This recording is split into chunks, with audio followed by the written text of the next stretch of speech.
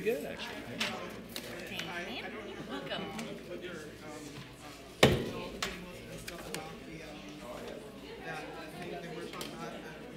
Oh, at the library? Yeah. I mean, at the community center, yeah. Sure. Let me, I'll just go get you one of my cards. Oh, okay. Randall.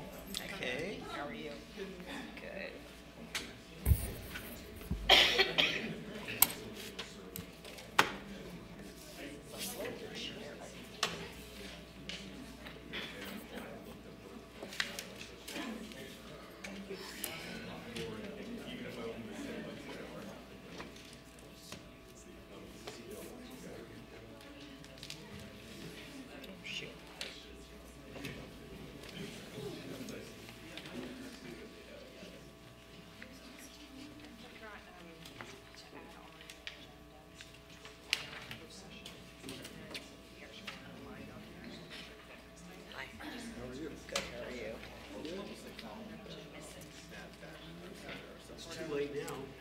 Let's see, we get an we do a city electronic newsletter that comes out. It's from the city clerk's office. Good, how are you? Oh, did you like And there's my, the last So this last is going to be line an open session. is my, yeah, electronic newsletter. Is that a new emoji? It's kind of interesting. Yeah. You've always just been, should I email it? So open? Okay. This one said Yeah, they I have think an so. end of the meeting. They have an end of the meeting open, I think, right? Because they do an end of the Yes, we have the end. I don't want to. Yeah, that'll work fine. I'll tell them to show. And this is on that HB. Sure. Okay, got it. Fred, good looking haircut, I like it. Almost a Marine high and tight.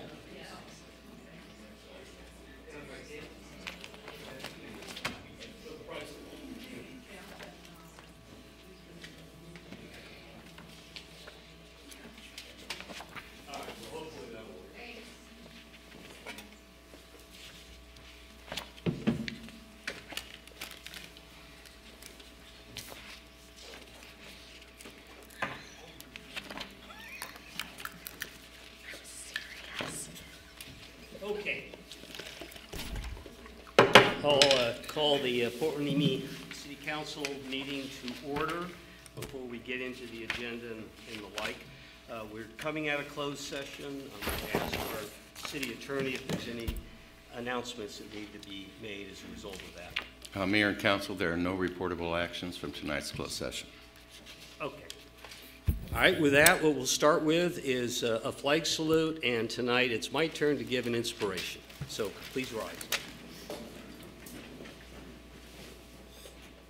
I pledge allegiance to the flag of the United States of America and to the republic for which it stands, one nation under God, indivisible, with liberty and justice for all.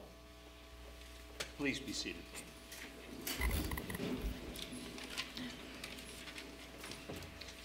So some of you, I can see in the audience, took advantage of a couple of recent events. The last 10 days, we've had two what I consider to be very inspirational community events. On November 11th, we had a celebration of Veterans Day, and then this last Saturday, to pay tribute to a couple of our long-term leaders in this community, Jim Daniels and Orvine Carpenter and his wife. The events, as I say, were emotional. They were inspirational for me anyway. And what I'd like to do is to acknowledge the people that really are responsible for making those events so special. This is not the first time that they've been acknowledged, and it won't be the last. But I specifically want to again acknowledge Larry Downing and his wife, as well as all the volunteers at the Historical Museum that were contributors to making these events possible. Anna Hanley, is Anna here? She normally is. She's our recreation program manager. Again, very instrumental in coordinating all the particulars of those events along with the museum. And then police, public works, and our administrative staff all contributed to making this all possible. It was an incredible, successful set of events. There's 3 organizations in particular that I think that's worthy of this council to recognize, and that would be the Boys and Girls Club, who had a choir in singing the national anthem. We had the Navy Junior ROTC from Hueneme High that provided the colors, that is to bring the flags forward and allowing us to pay tribute, our respects. And then the Sea Cadets of Port Hueneme, which is a youth organization similar to ROTC. Their mission's a little bit different, but they handled all the introductions, getting people seated where they were supposed to, making certain that people were able to find parking. These 3 organizations, with the council's blessing, I'd like to have proclamations for our next regular meeting so they have an opportunity to come here and that we could express our appreciation for all that they do. These organizations come to a lot of different events. For instance, forthcoming memorial celebration for the Alaska flight down at the beach. I expect that both of those organizations will, or all 3 of them, will be involved in that event. So I think it's appropriate that we collectively pay tribute to them. So with that, I'll conclude, and at this point, we'll come to the agenda. Do I have a motion for approval?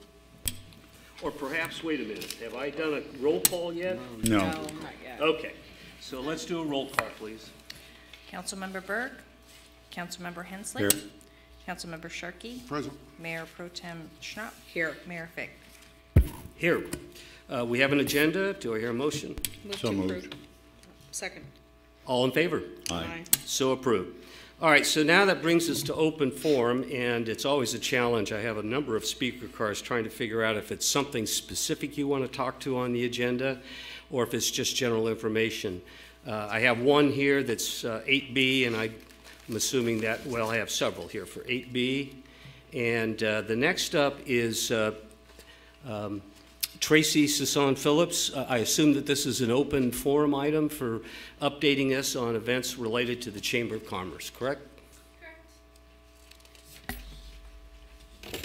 Good evening, Council, Mayor, City staff, and distinguished residents of the City of Port Hueneme. My name is Tracy Sisson Phillips. I am the CEO of the Hueneme Chamber of Commerce, and it is my pleasure to come tonight and give you a quick little update of what we have rounding out the year. Tomorrow, 21st of November, we have our annual State of the Port Address, starting at 7 a.m., and that will be presented by Commissioner Jason Hodge. November 25th, this coming Saturday, the Chamber will be hosting a Small Business Saturday event at the Chamber office from 9 a.m. to 3 p.m. This is going to be an opportunity to bring some of our home-based businesses out of their homes and into the public viewing. We're also going to be promoting some of our other members' specials that they will be running on our website and also through printed material at the Chamber office. Thursday, November 30th, will mark the 5th annual Holiday Tree Lighting, hosted here at City Hall on the front lawn. That'll start at 5:30 p.m. Again, free photos for the public to have their picture taken with Santa starting at 5:30 p.m., donated by Soft Touch Photography. The Police Officers Association has also stepped up again this year to be providing our kids' crafts, and we actually will be having snow this year. Thank you, Chief Salinas, wherever you wandered off to. So we do hope that everybody will be able to attend that, again, Thursday, November 30th at 5:30 p.m. December 12th marks our final Wake Up Hueneme breakfast for the year. That is our annual Ho Ho Ho networking and White Elephant gift exchange. If you have not been, bring a gift, $15 limit, and experience Ho Ho Ho networking for yourself. Looking forward into 2018, we are planning on having our annual anniversary and community awards dinner sometime in March. Look for more information on the date and time for that, as well as when you can make your nominations for Citizen and Business of the Year. April will mark the return of Sunset Supper, another opportunity for me to thank city and staff for their support of that event again this year. We increased our number of trucks and participation and also strengthened our relationship with Surfside Seafood. So it was another great year for that event. So thank you for your continued support. And that's all I got. Thank you. Got a full agenda. Next up is Bernadette McDowell, who's our librarian for Port Hueneme.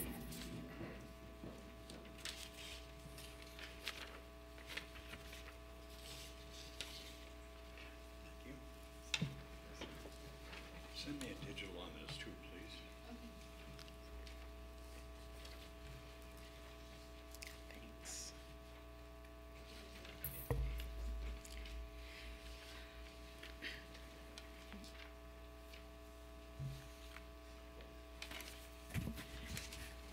Good evening, Mayor Fig and City Council members. I'm Bernadette McDowell, City Librarian at the Ray Pruder Library at 510 Park Avenue, Port Hueneme.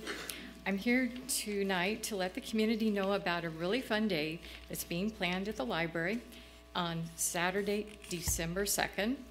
From 12 noon to 3 o'clock, the Friends of the Port Hueneme Library will be hosting their annual holiday boutique featuring new homemade and gently used items.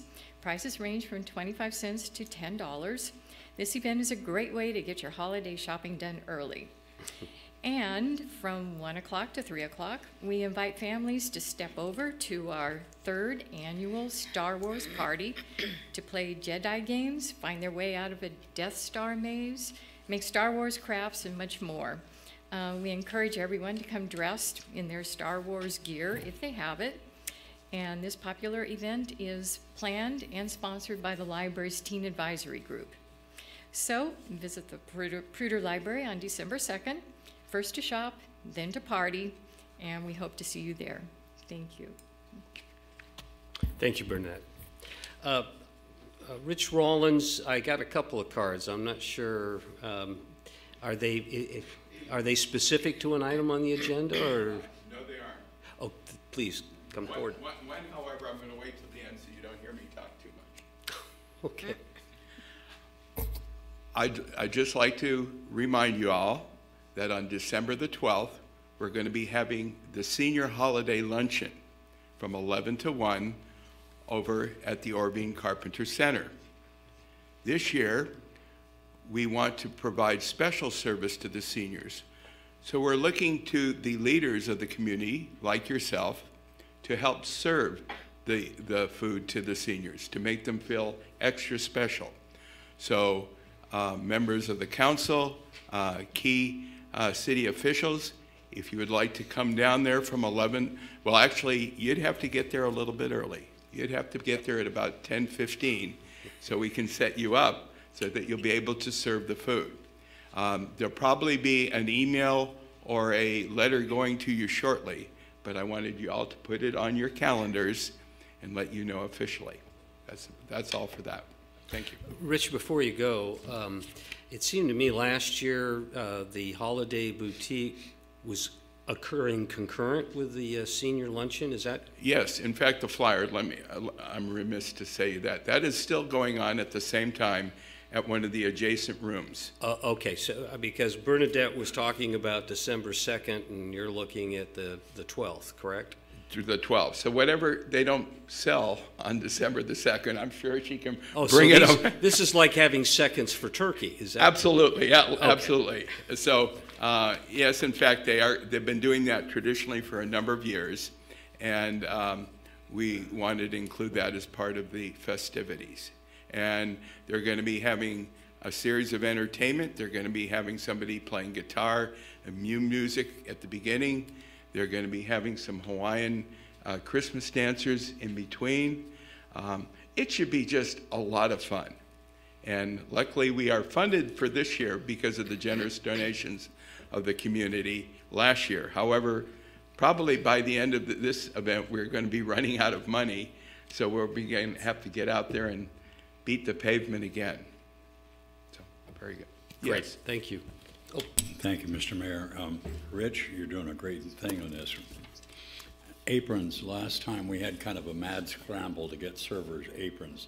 Do we have some, or those who serve bring our own? I have my own. Well, if you have your own, I would certainly say bring it. We will have some aprons. We're going to be contacting the contractor for those of you who don't have aprons. But if you have your own special apron, I think that's cool. Bring it on down. I have my POA apron, so. Cool. I'll bring that. How That'd be about very hats? nice. Huh? Can I wear my hat again? Yes, in fact, I think when you serve food, there's some kind of health regulation that you have to wear a hat. Oh, So if you don't have a hat, we will give you one that's not quite as decorative as probably the one that you'd wear. okay. I'm sure you'll straighten me out. Okay. Thanks a lot. Appreciate it, welcome. Rich. All right, next I have Charlie Barton. Is this an open forum item, or was there something that, Yeah, no, this is like gripe time, or what I hear and what I read in the paper. And sometimes it could be fake news, or maybe it's the real news. Who knows? You know, nowadays. Anyway, I don't want to take much time. A lot of what I have to say is maybe not nice, but maybe it is nice. You know, and so what I was talking about was like our budget thing. For some reason, I've come to a few meetings, my wife and I and all that, and it doesn't seem like the city ever had any money. But they seem to find $8,000 to put a 10 by 10 garden thing behind the museum, which I thought they should have put maybe some money into the museum instead of on the outside in the nice chain link fence. And I think that was kind of a waste of money, as far as my own opinion. Then a plaque for a person that is suing us right now that I thought was going to not sue us because we were being really nice to her, and then she takes us for a ride. Now she's on a lawsuit, if I'm not right. Am I right? please continue. Okay. Okay, so I'll take a no not as a right. Okay, and then some more is with the budget, only one councilman in the whole thing, as false news said, if it was false, our mayor was the only one that could kind of figure out that maybe we don't have any money, maybe we haven't sold enough drugs here yet because it's not over January. As far as I'm concerned, the federal government says this is illegal to sell drugs, marijuana, okay?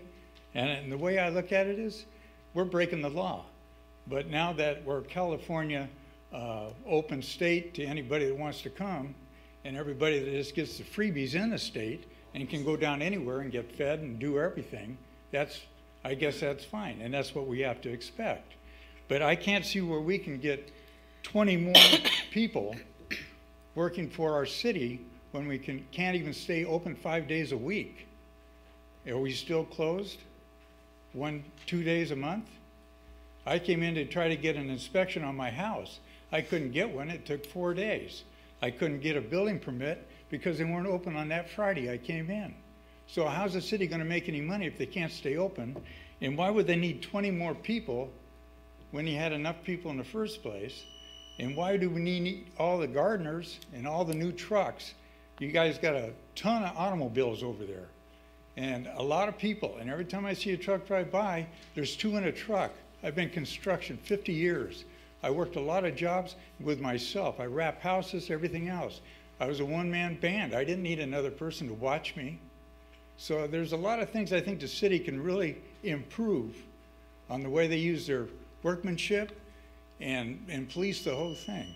So maybe I'm too old. I don't know. But to me, I hear a lot of people talk and they're not really happy about a lot of stuff that's going on. And I think the mayor was right. We don't have the money to put all these people.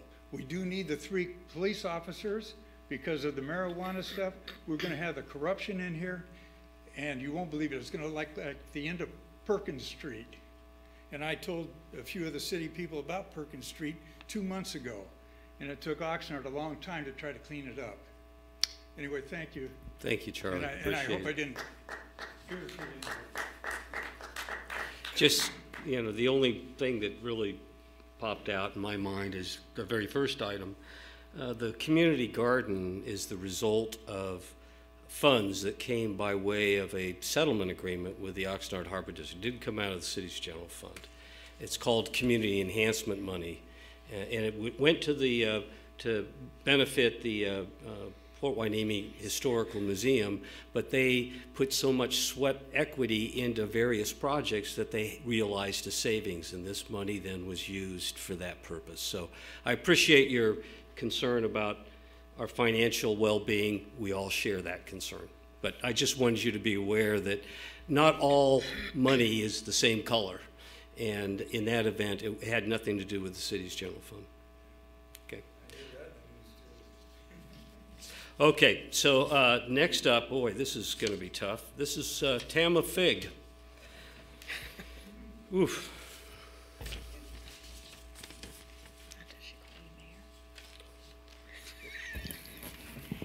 Yeah, absolutely, it's going to be tough. Mayor Fig, council members. As y'all know, I retired after 40 years at the city, 28 of which were in code enforcement. I come here tonight to speak to you about code enforcement specifically. I've been approached by several citizens that are very upset, mainly having to do with notices and demands that they've received that they plant landscaping in their front yards. And the sections that were cited were two. One that talks about maintaining landscaping, overgrown vegetation, specifically overgrown. The second is that their property is so out of conformity that it causes their neighbors diminished property values. What I can tell you is that Mayor Fig wrote those ordinances, and 3 people before me and myself now, at least 40 plus years of code enforcement, interpreted those codes as you don't have to have landscaping. If you do, you have to maintain it. Why now all of a sudden it's being interpreted differently, I can't tell you that. The section, as far as diminished property values, unless you're a real estate agent, you have no way of knowing that somebody's dirt front yard is going to diminish your, number one, enjoyment of your property, and number 2, the property values if you went to sell it. The courts would laugh you out of court. And that's the way I always approached everything, was number 1, with common sense. Number 2, what would the hearing officer, what would the court say? And that's kind of how you have to judge it. Well, I know, and as some of you know, when I was before you last year trying to bring an additional item on the agenda to the property maintenance ordinance, it ultimately did not pass. Something as like, you know, with the grass would never pass. Number 1, the smell test with the hearing officer. Number 2, I would be embarrassed to bring that before a judge.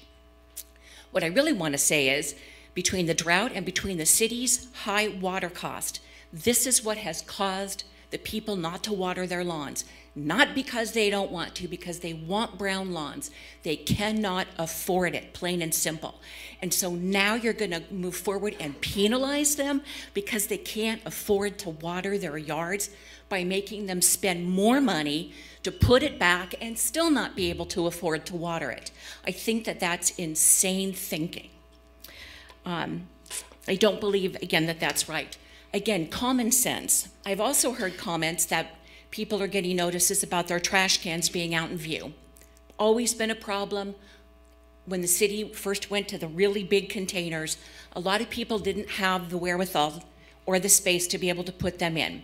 So again, common sense. I worked with the residents and said, you know, as long as they're not in the middle of the front yard, they're not out by the street, but you put them as far away as possible. If you don't have any space, we'll work with you. Dear, can you wrap it up? One more thing. We do have areas of the city, Ventura West, that predate the city's incorporation, 1948. They don't have garages. They don't have backyards. No matter where they put their trash can, that's going to be in view. So how can you penalize somebody else when you're not going to penalize those that can't? All I'm suggesting is that when you take a look at this issue, that you really look at the intent of what that ordinance was all about. And then again, don't penalize people because they can't afford to water their yards or because of the drought. Thank you. Thank you. For your information and for those in the audience, I think we talked about having maybe a general discussion on a variety of property maintenance matters that can dig into deeper and address some of these concerns. I'm not sure if you've got that scheduled up, but I think we did talk about it. Yeah, that'll be very early in 2018. Probably a special workshop, so we'll have enough time to really delve into the various issues that are out there. Right, okay. Byron Ward, and this is regarding business leadership. Please. Yes. Good evening, Mayor Fig and council members. My name is Byron K. Ward. I'm a resident of Port Hueneme, and I am here representing a new business association. It's called Central Coast Minority Resource Affiliates. We call it CMERA for short. We will be having our first Business and Leadership Awards Gala. The theme of it is Small Business, a Journey of Self-Determination.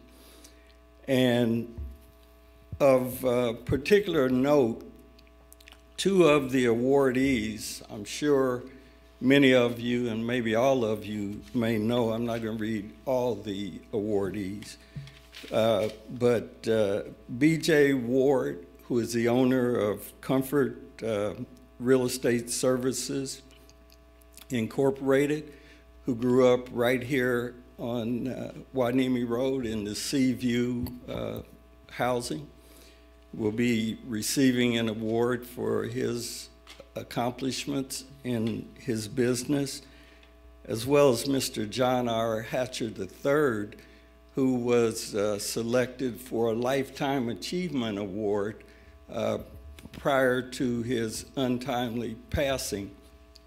And his family was gracious enough that they will accept the award posthumously on his behalf. I invite the council, and it's too bad Council Member Berg is not present, because I met with him back the latter part of last year when we were just forming the company, and just a couple weeks ago at the Harbor District meeting, the Harbor District came aboard as an affiliate of our organization. So we're asking for the city's support.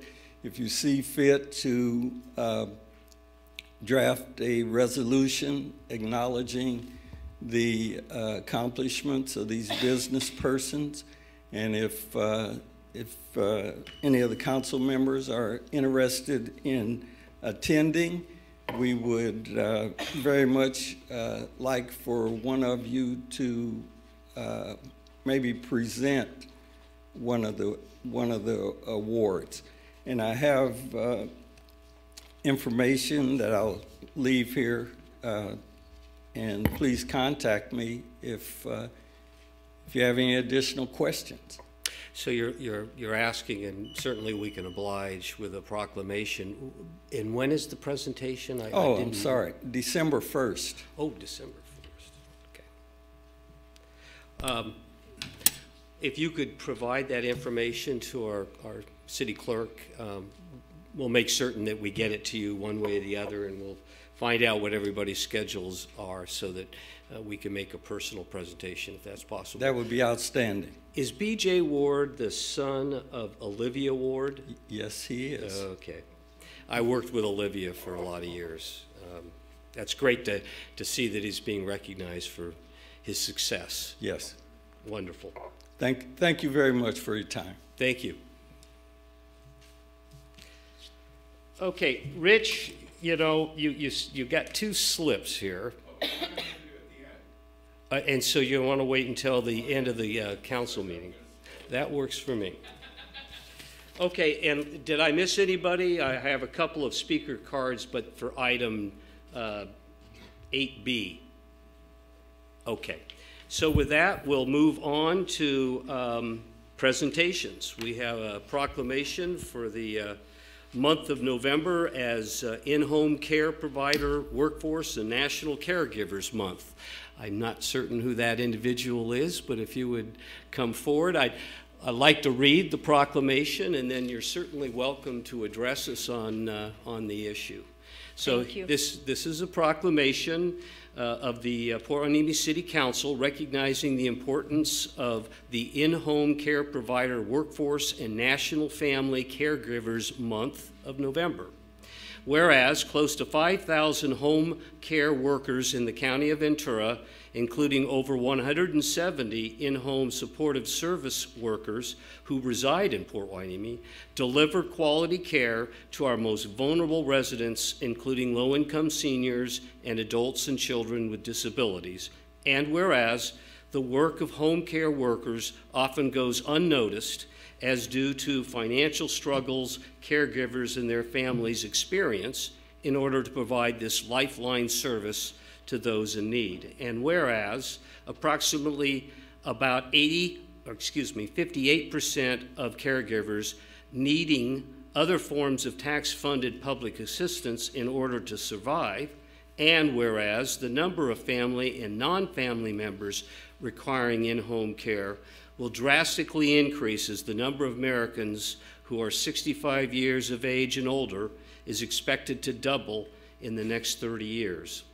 And whereas, in order to meet the future needs of caregiving and improve the recruitment and retention of caregivers and ensure the continuity of care to seniors and those living with disabilities, we must ensure that home care jobs are good jobs that deliver dignity standards which include livable wages, access to affordable health care, retirement security, and advanced training.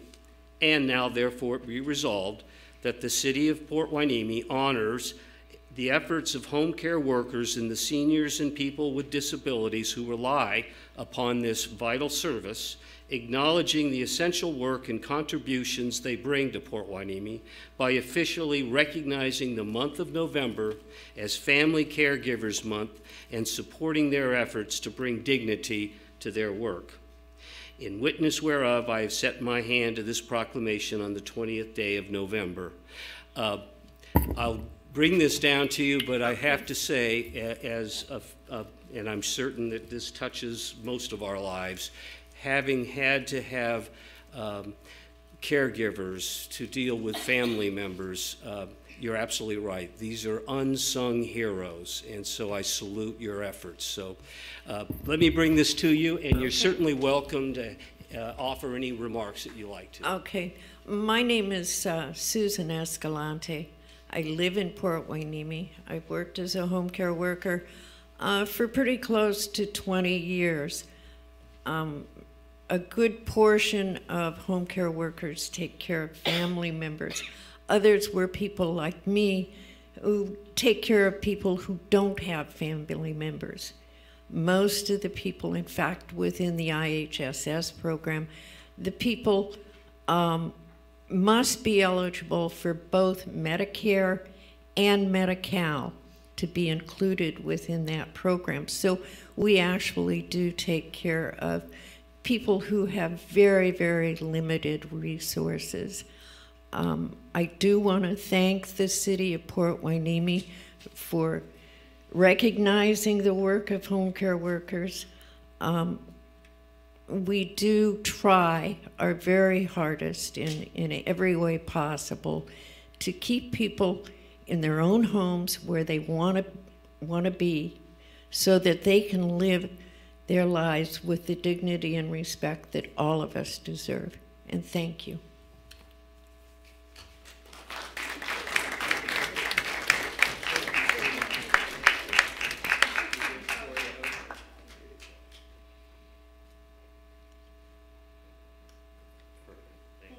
Council, do you have any comments you'd like to make? I do. Thank you, Mr. Mayor. Susan, thank you. Okay.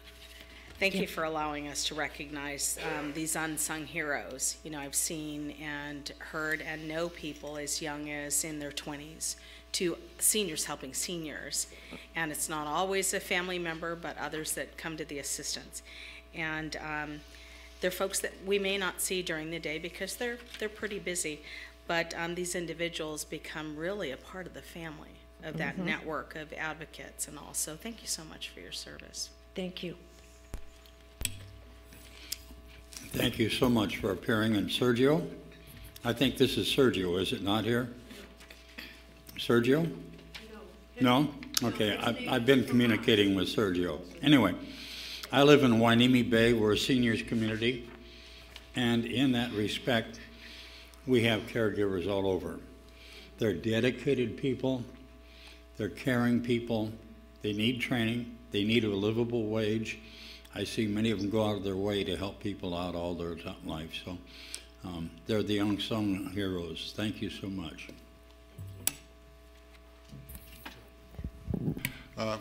Yeah, I join in with everybody else and thank you for the important work you do at times in people's lives that are very difficult for them. And it's one of the most difficult jobs I can imagine, and we really appreciate the work that you all do. Thank you again. Okay, so now we'll bring it to consent agenda. Are there any changes that anybody would like to make?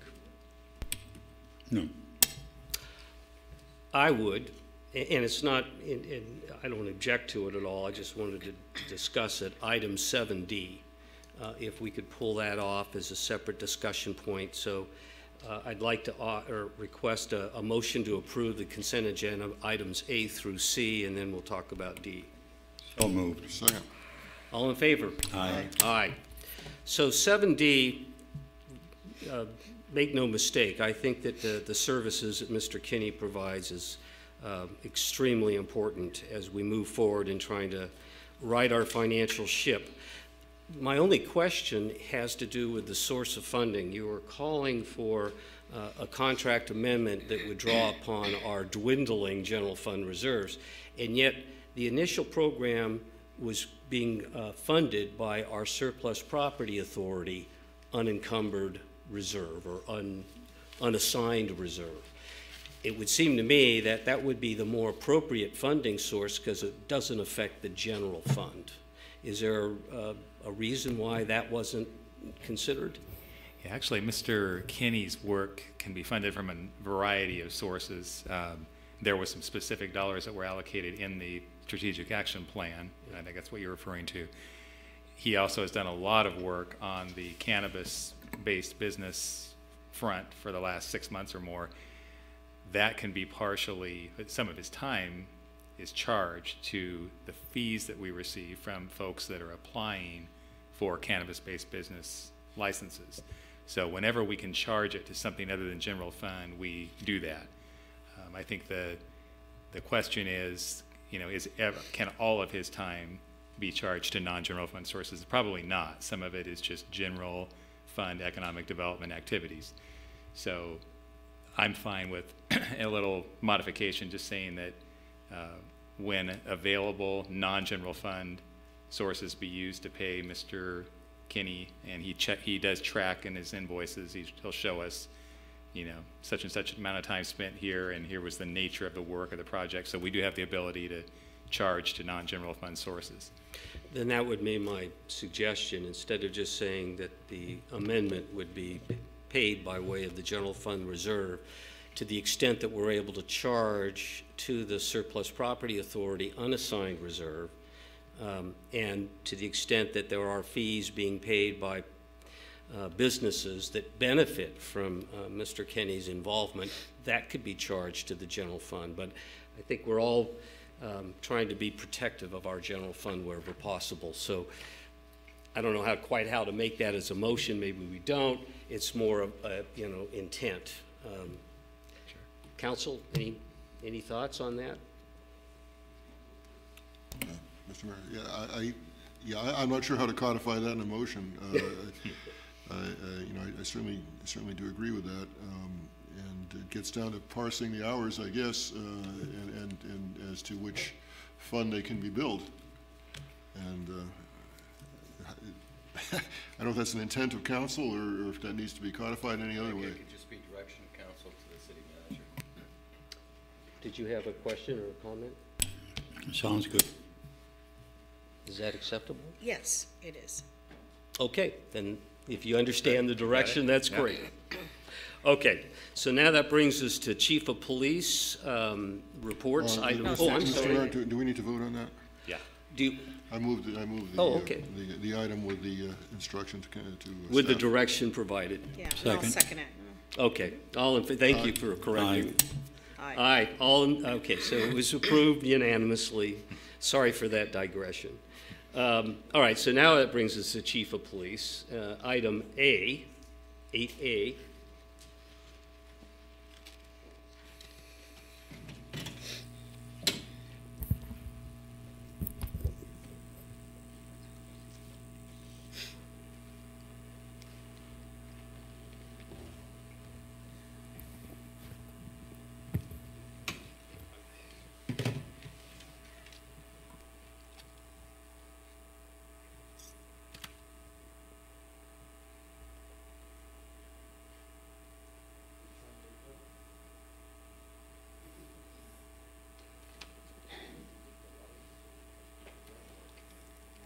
Yeah, she'll get him over here.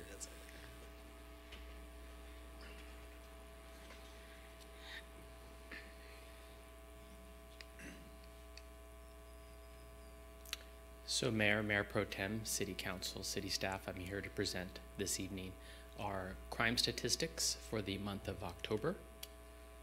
That'll be obviously the first 10 months of the year. I'll review our crime statistics along with a number of other items, including addressing the questions in regards to our gang injunction, or the City of Oxnard's gang injunction, I should say, and some other items that we have on the horizon. So here we have our chart for the first 10 months of this year. Violent crime continues to be on the decline, with only 27 violent crime reported for this entire year. Our property crime, as you can see, as we started in the month of January, we only had 26 property crimes, and that is starting to slowly increase as we hit the number 40 for the first time during the month of October, which brings our total crime to 43 Part 1 crimes for the month of October, which is the highest month we've had to date.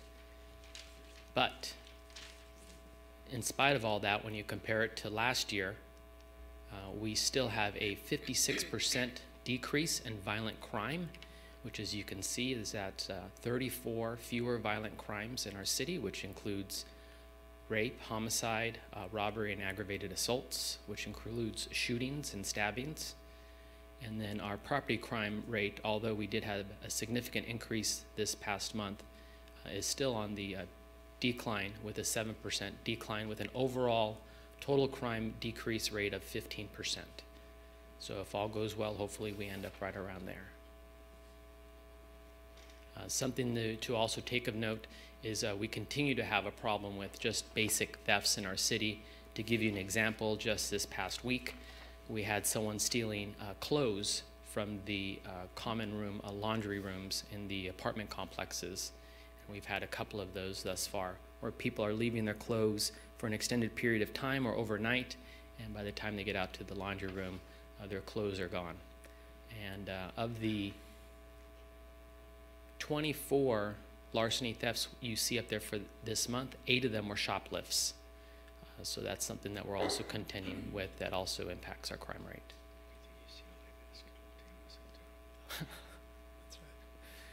rate. Domestic violence statistics, as we agreed upon, we would present those every month. We had 29 domestic violence incidents, with 20 of them being verbal, 7 simple, 2 aggravated, and thus far our highest arrests in terms of domestic violence, which has been 6. That may have been as a result of our female victims wanting to come forward, possibly as a result of the awareness that we brought about during this past month. So in reference to our gang injunctions, there are 2 gang injunctions that were submitted to the courts, the Ventura County courts, by the City of Oxnard. One is the Colonial Chickies gang injunction, and the other one is the Southside gang injunction. The Southside gang injunction is the one that impacts us the most. That one was filed in September of 2008. The Southside Chickies gang has 300 members, which 72 of them are on the gang injunction. To be on the actual gang injunction, you actually have to be served, just like a court order or a subpoena. When you are served, you're provided a packet, which provides all the rules, prohibitions, the resources available to you, the opt-out clauses, as well as the designated safety zones, which you're not allowed to participate in specific activity or prohibitions. And then the officer who serves the gang member with this packet must complete a proof of service and then submit it to the court. So there was often a fallacy that anyone can get stopped on the street for violating the gang injunction, and that's not true. It has to be someone who's specifically served and has been established and shown to be an actual gang member.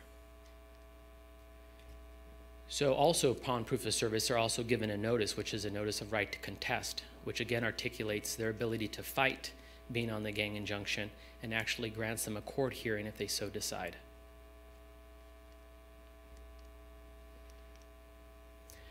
Part of being on the gang injunction prohibits you from certain activity. Some of it is legal activity, some of it is illegal activity.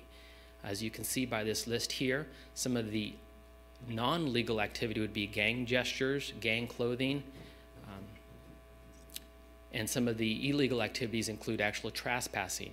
And some of the, when you complete some of this illegal activity, it's obviously against the law. What ends up happening is the police are able to add an additional charge of violating the gang injunction. So now you're now facing the initial fresh charge of violating the trespassing state law, and now you also have an additional charge of violating the gang injunction. So the safety zone. In order to violate the gang injunction, you have to be within this safety zone. You can't be in Ventura and be a Southside gang member and participating in some of these prohibitions and be violated for the gang injunction. It must be in this area. And as you can see by this map, the city of Port Hueneme is in this safety zone area, specifically the Southside Chickies gang injunction.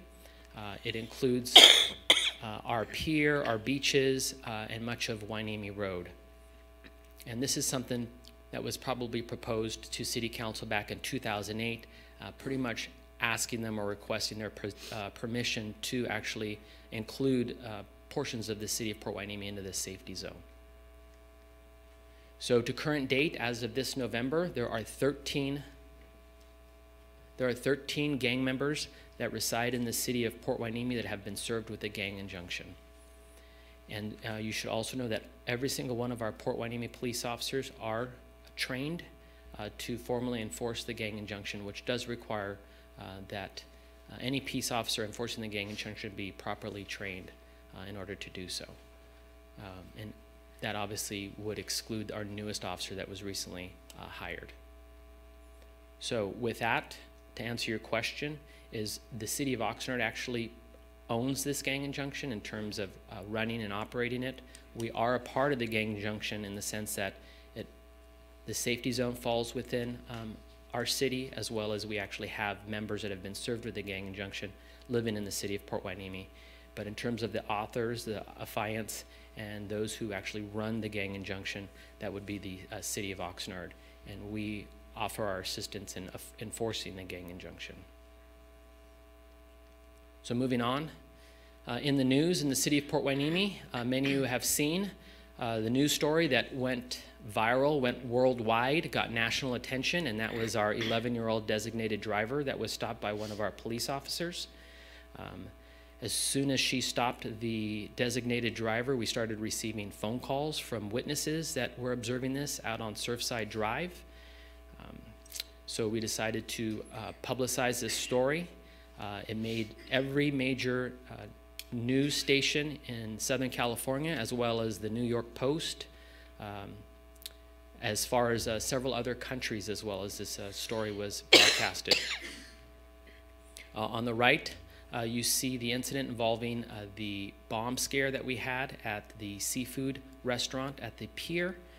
It was our biggest in terms of Facebook hits that we've had thus far on our Facebook page, with over 100,000 people viewing the article, with over 50,000 people actually watching the video that I put out on Facebook Live during this incident, warning our residents and anyone seeking to visit our beach to stay away while we dealt with this incident. So here are a few pictures of that. The gentleman that was arrested for that incident was held to answer on felony charges and will be the DA's office will be seeking prosecution for this incident, as well as the recovery of all expenses.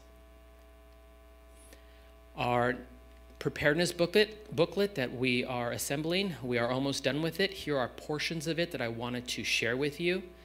It is in its final revision right now, pending final approval and review by our county fire department, as well as Laura Hernandez. But as you can see, we're well under our way, and we should have this out by the latter part of December or the first of the year. I wanted to share some photos of our police department being out in the community. Here we have the Port Appreciation Dinner at the Auto Museum. Here we have our Veterans Day event at the Ocean View Pavilion, which I was allowed to make some welcoming comments and remarks to our guests. As you can see by the size of the crowd there, it was well attended. I do know Mayor Tom Figg was there, as well as Councilmember Sharkey, who was also present to provide some welcoming comments. Here we have, I attended an event here with County Supervisor John Zaragoza. This is a picture just outside the La Colonia storefront. I was one of the charter members in terms of starting one of the first storefronts in all of Ventura County. This was a celebration on its 25th anniversary of the opening of that storefront in 1993. And I stand there with several of the members and officers who are all retired, who helped us really get that storefront off the ground. And I was also there as a speaker of the event. And I bring this up because I'm here representing the city of Port Hueneme in several events within the city of Oxnard. Another event in the city of Oxnard where I do not deny any type of invitation I get in terms of talking at service organizations or clubs in the community to talk about the Port Hueneme Police Department and the city of Port Hueneme. I take advantage of. Here I'm talking to the Lions Club, which is the Oxnard Downtown's Lions Club, on a Wednesday evening at Tomas's Cafe on A Street. As here's a picture of this most recent event that we had here at Council Chambers this past Saturday, recognizing some of our special dignitaries and lifelong Hueneme residents, Orvine Carpenter and Jim Daniels. And as you can see by the size of the crowd, these were very well-respected men, and the event was well attended, which included Mayor Tom Figg giving some special comments, as well as being attended by our Mayor Pro Tem Sylvia Schnapps and Councilmember John Sharkey. And here is another event this past Saturday, the Boys and Girls Club event, the Boys and Girls Club of Oxnard and Greater Port Hueneme, Greater Oxnard and Port Hueneme. Something to note is we had Mayor Tom Figg at the event, as well as Mayor Pro Tem Sylvia Schnapps, and myself, the police chief. And to note, Oxnard did not have any elected officials at this event, nor was some other department heads there. It was well attended by the city of Port Hueneme, and that was very nice to see. I know, it was really odd. So something I'd like to talk to you about is I talk about creating relationships and collaborating with some of our local businesses. About a month ago, I went over to BMW to speak with the plant manager to develop a relationship, especially since they drive through our city roughly 500 BMW vehicles a day. In my meeting with him, he decided to donate 7 police bicycles to the police department. Each one is valued at $5,000. And he also decided that he was going to completely outfit the bicycles, which is another $800 to $900 in equipment. So the final donation value of this is roughly $40,000 that they will be donating to the Port Hueneme Police Department. And they will hopefully be here at the next council meeting, and we'll be making a presentation accepting the donation before council. This past Thursday, we participated with the military in a joint military active shooter exercise, again working with our partners and our neighbors.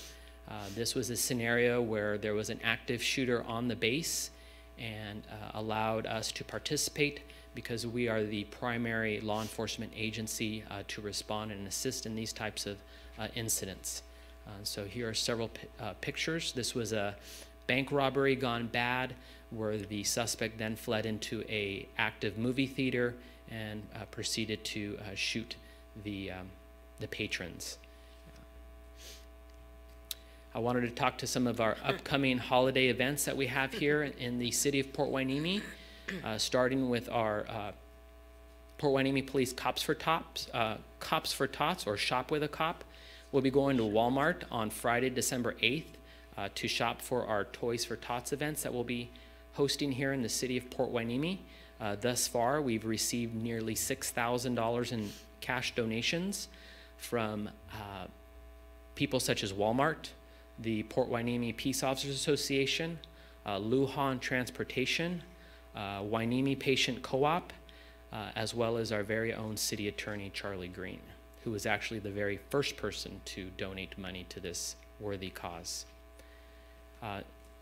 Which leads me directly into the actual Toys for Tots event that we'll be having and hosting here at the Orvine Carpenter Community Center, which for this year will take the place of our Santa Float. And we'll be distributing toys to all the children here in the city of Port Hueneme that show that they are actually residents of the city of Port Hueneme. We'll have Santa Claus and Mrs. Claus there. In fact, those two exact individuals you see that are in the picture, who happen to be Council Member Brian McDonald and his wife Lorraine, will be at the event to assist us, to help pass out toys, take pictures. We'll have holiday music, food, and for all the children attending the event. We hope to serve anywhere from 300 to 500 children, which leads me into my next advertisement here. As you'll see in the back of the chambers are two collection toy boxes that we've assembled, and we'll be putting those throughout the city of Port Hueneme, which include our city hall, our police department, our community center, and any business or entity that is willing to host a box and actually help us fill it with toys, so we can meet our goal of hopefully getting anywhere from 500 to 700 toys in our inventory to serve the needy children of the city of Port Hueneme. The event that we have next week, Thursday, which was already spoken to by Tracy Sisson, which is our 5th annual holiday tree lighting ceremony. I wanted to bring that to everyone's attention, along with our senior luncheon that everyone has already talked about this evening. And then one that has not been talked about is our Port Hueneme Police Volunteer Appreciation Luncheon, which we'll have on Friday, December 22nd at the Ocean View Pavilion from 12 to 2. There we'll be recognizing our police chaplains, our police explorers, our police reserves, and any one of our volunteers that assist us throughout the year at the Port Hueneme Police Department, because without them, really our services would be compromised. So next month, I plan on providing you with our November crime statistics, as well as a staff report and just the exceptions of the large donation by BMW. Are there any questions? Please. Yes, thank you, Mr. Mayor. Thank you, Chief Salinas. Can you go back to that slide that you talked about the safety zones of the Oxnard Gang Injunction? So it was a map.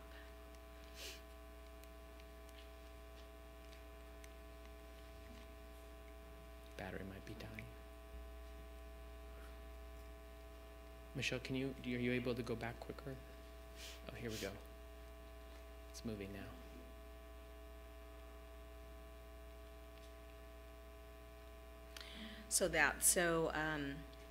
This is, you have the city of Port Hueneme, right? And then that gray area is the injunction? Which is the safety zone, yes, where we can enforce the gang injunction. Right, and so then the gang members are told they can't be in this area. They can be in the area, but they can't be committing any of the prohibited acts listed on the actual gang injunction, which actually include things like curfew, associating with each other, gang clothing. Those are some of the non-illegal activities which allow us to enforce the gang injunction. And so how often is that list updated of gang members who are in the city? Is that list updated by Oxnard and then we hear about it? Yes, so that list was last updated less than a week ago for me for this presentation. And how often is that updated for you? Is it pretty, I mean? Yes, because it involves a proof of service and opt-out clauses, and so because there's a big giant process, there is an active list that I can go to at any time and ask them how many active gang members are on the gang injunction that reside within our city. Okay. And then another question on the brochure, so you go forward. The disaster awareness, preparedness. right. So would this be produced in Spanish as well? We can do that. That'll be, yes. Because, yes. you know, when we did have the Hueneme magazine, that was in Spanish as well. I mean, so. Which really, quite frankly, we should do, considering that we're having the Listos classes in Spanish as well. Exactly. So I will make sure that this gets translated and published in Spanish as well. Okay, super. And then going to your statistics, I think that's what you first started with, is that you saw an increase in domestic violence. That was reports in terms of pressing charges against? Yes, and arrests, which Yeah. generally means the victim was cooperative and wanted to follow through with what she was reporting. Oftentimes we get victims that don't want to be cooperative and makes actually making an arrest very difficult, especially when there are no injuries. When there's injuries, it's very simple because the officer has no choice but to place the abuser under arrest. Okay, all right, thank you very much. You're welcome. Other questions, comments? Just following up on the gang injunction, are gang members required to register like sex offenders where individuals can identify where those gang members reside? No, but what we do have as an option is most of the gang members who are on probation, we're able to acquire a list from the probation department to see where our gang members live. You can have a gang member who's not on probation or is not under any type of gang injunction, and that would make it very difficult to know where they lived so we're able to just research the current databases, which is the probation department or this current gang injunction, in order to see how many gang members we have residing within our city. My only other comment is that I noticed you didn't include the Santa to Sea golf tournament in which we rode your coattails to victory.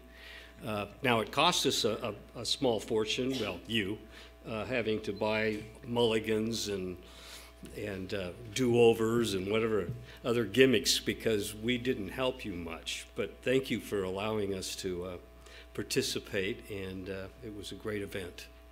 Well, you're for welcome a great cause. You're welcome for your turkey that we ended up winning. Yeah, that turkey, yeah, okay. And speaking of Santa to the Sea, I forgot to mention that they were also cash contributors to our Toys for Tots event. Oh, great. As well. Great.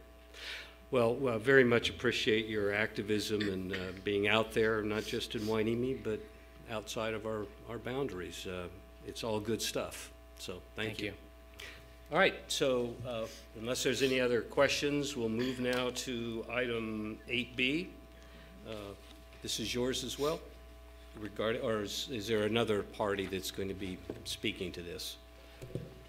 No. Yes, I'm going to sit down for this one. Oh, okay, fine. Help yourself.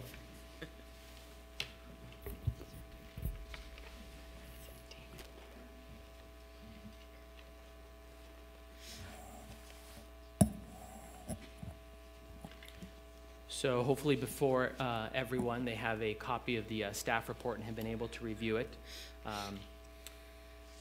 As we all know, we are opening up several dispensaries within the city of Port Hueneme. We currently have 2 that have been approved, 3 which may be brought before City Council at the next meeting, as well as 3 additional applications in various stages of the approval process, with additional dispensaries on the horizon, which we could really see anywhere from 8 to 10 potential dispensaries being opened up in the city of Port Hueneme, and hence my staff report request this evening.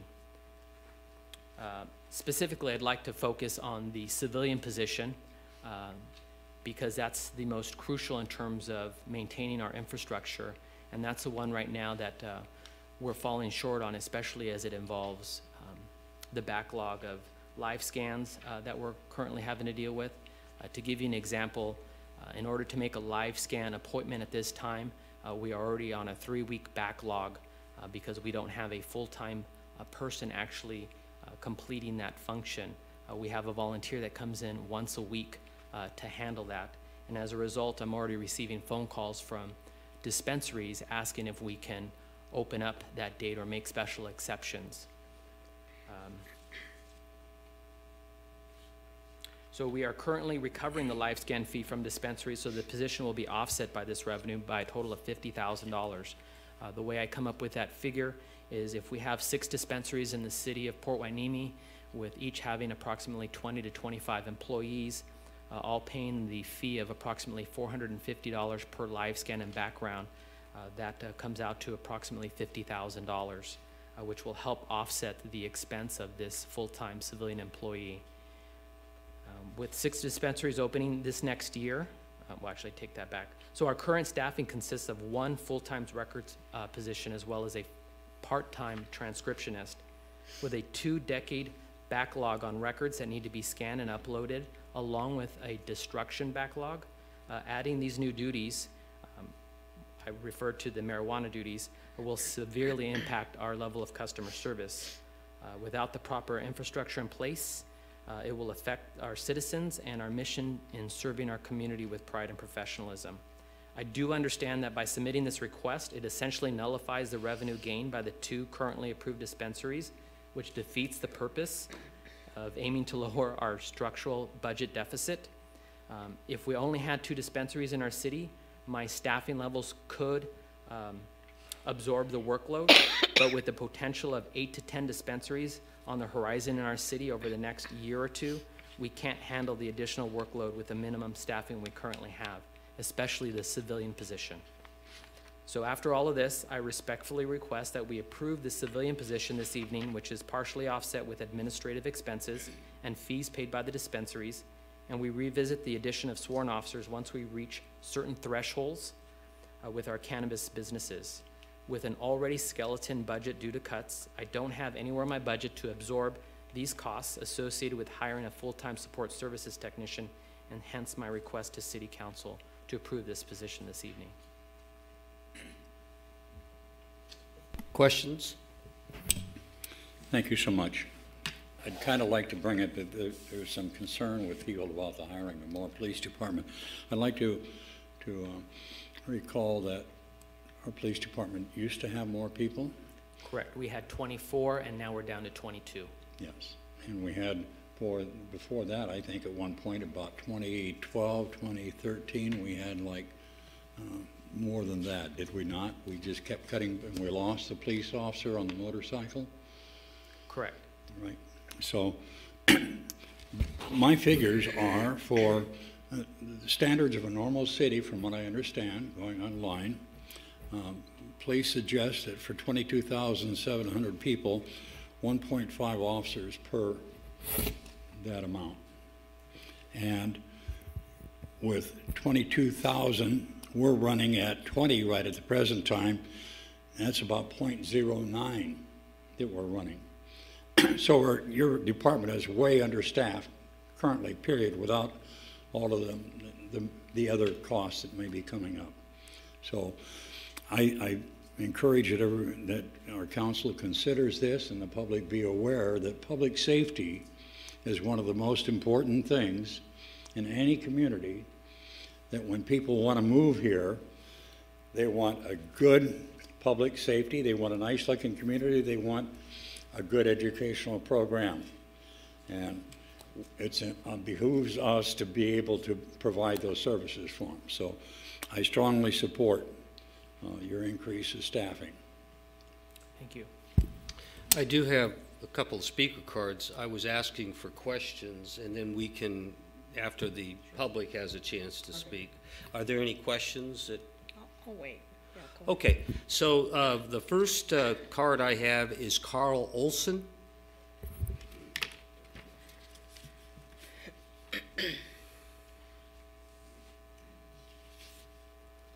This is the first time one of these things. Good evening. So you want three more cops? Because you're opening up drugstores? Why?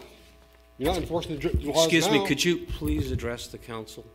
Okay, pardon. I don't know why he needs to have more cops, since we live in a lawless state as it is. They don't enforce laws. We're able to do dope now openly and freely, so why we need more cops? I don't understand that one at all. And when it comes up to that outrageously expensive bike, talk about that later. But that's my concern at the moment. Okay, thank you. Rich Rollins, you must be getting tired. I actually brought this out so I could be more succinct.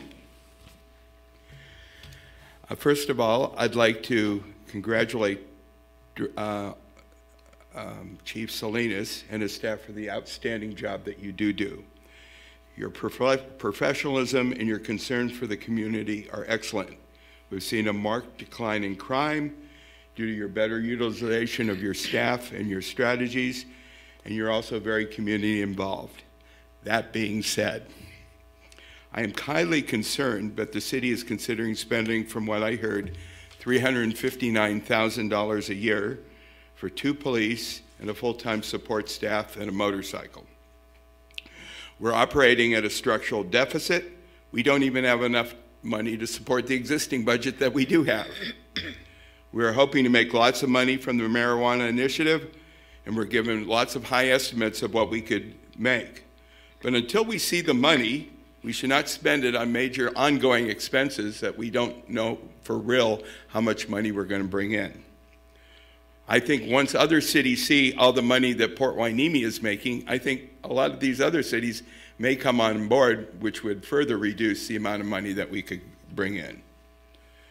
Also, the reasons why we embrace the marijuana initiative, besides the humanitarian reasons on what it would help our community,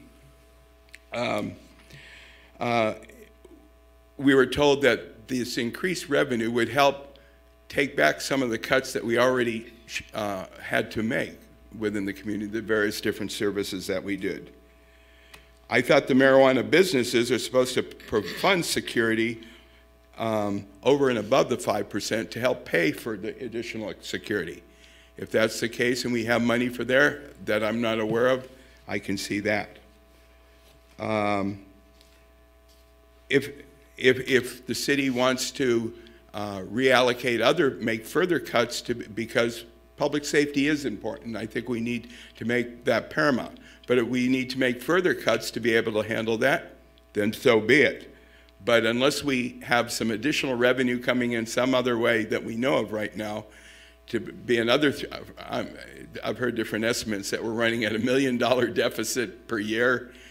That may be, maybe it's a couple hundred, you guys would probably know, but to add another 359,000 seems to be maybe not a good situation. There are a lot of there's a lot of things that I hope the city can provide, but if we begin to continue to overspend on all the things that we want to see, we're not going to be a city. We're going to go broke, and we're going to just become an unincorporated part of the county. And I don't think that's anything that anybody wants to see. I've said my piece. Thank you, Mr. Rollins.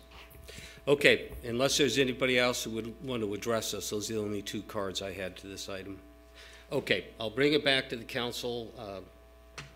Mr. Sharkey. Okay, Mr. Mayor, thank you very much. Yeah, historically, we've had staffing at 22 or 23. We did get it up to 24, and when Dick Volthon came in as interim city manager, he was not a fan of motorcycles, and we got rid of the motorcycle, and we got back down to where we are now. I confess I was skeptical the first time we had the motorcycle, and I appreciate the arguments in favor. I also appreciate the risks, and it's kind of nice to have, but I don't know if we need to have. I do appreciate the technical support services technician. If we are going to be processing more applications and having to go through that process, that could very well pay for itself. And I think that's a real need. Otherwise, we are uncertain what's going to happen next year. I am not as sanguine as some people are about this big cash cow that's coming our way. I quite frankly don't see it. It'd be great if it does happen, but we don't know yet. We've also got a union contract issue pending. We don't know what the cost is actually going to be if we can resolve the issues that's pending with the Police Officers Association. I'm not so sure that we'll be looking at an increase in demand. Just this morning, Bill Wyrick from the Ojai City Council called me. He said he saw the paper, and he says, we have 3 dispensaries in Ojai, and of course they had a gray market going for years, and he says, we've not seen any real impact on law enforcement. And Ojai, as well as this city, we have requirements for the dispensaries to provide on-site security, which I think is going to be, looking at some of the facilities that are using some of those buildings, I think things are going to get better there. So my position on this is, and I appreciate your asking, is that I don't think we're ready to make a move on the 2 uniforms on this. I think we need to wait and see what happens with the union contract. I think we need to wait and see what we actually are receiving for revenue coming up in the next year, and whether in fact there is a real impact on demand for police services. So, I'm glad you put this on the table. I do support the services technician, but I really think we need to wait and maybe come back next year and look at the other 2 positions. Thank you, Mr. Mayor. Thank you, Chief Salinas, for presenting this to us. I know that we are in pretty dire straits when it comes to our budget. The money that the city's counting on from the cannabis ordinance, the businesses haven't opened yet. We're still probably a year to year and a half out of actually seeing some of that first money coming in. And even though there are some the fees that are involved, the payments for LifeScan, that's actually going to pay the company that actually does it. So I'm not so sure that the $50,000 would be allocated just for a staff person, but it would have to include some of those other costs that are involved with the scan. So I would say that we're probably at least a year or so away from maybe helping do this. I would imagine that you do have some staff people that could help right now. I know in other organizations, because I come from corporate America and nonprofit America, and if you have more work to do but you don't have enough people or additional people that you can hire, you just have to count on those that are within the team to absorb the extra workload until something changes. Do that until perhaps the budget comes clear and we settle some of these other outstanding issues. I appreciate you, though, looking forward to helping craft the best police department that a small city like Port Hueneme can have. So thank you. There's a formula that I've heard about benchmarking how many officers per 1,000 population. I'm told it's 1 for every 1,000.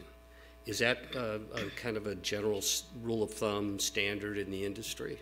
What I've seen in the state of California is anywhere between 1 and like 1.15.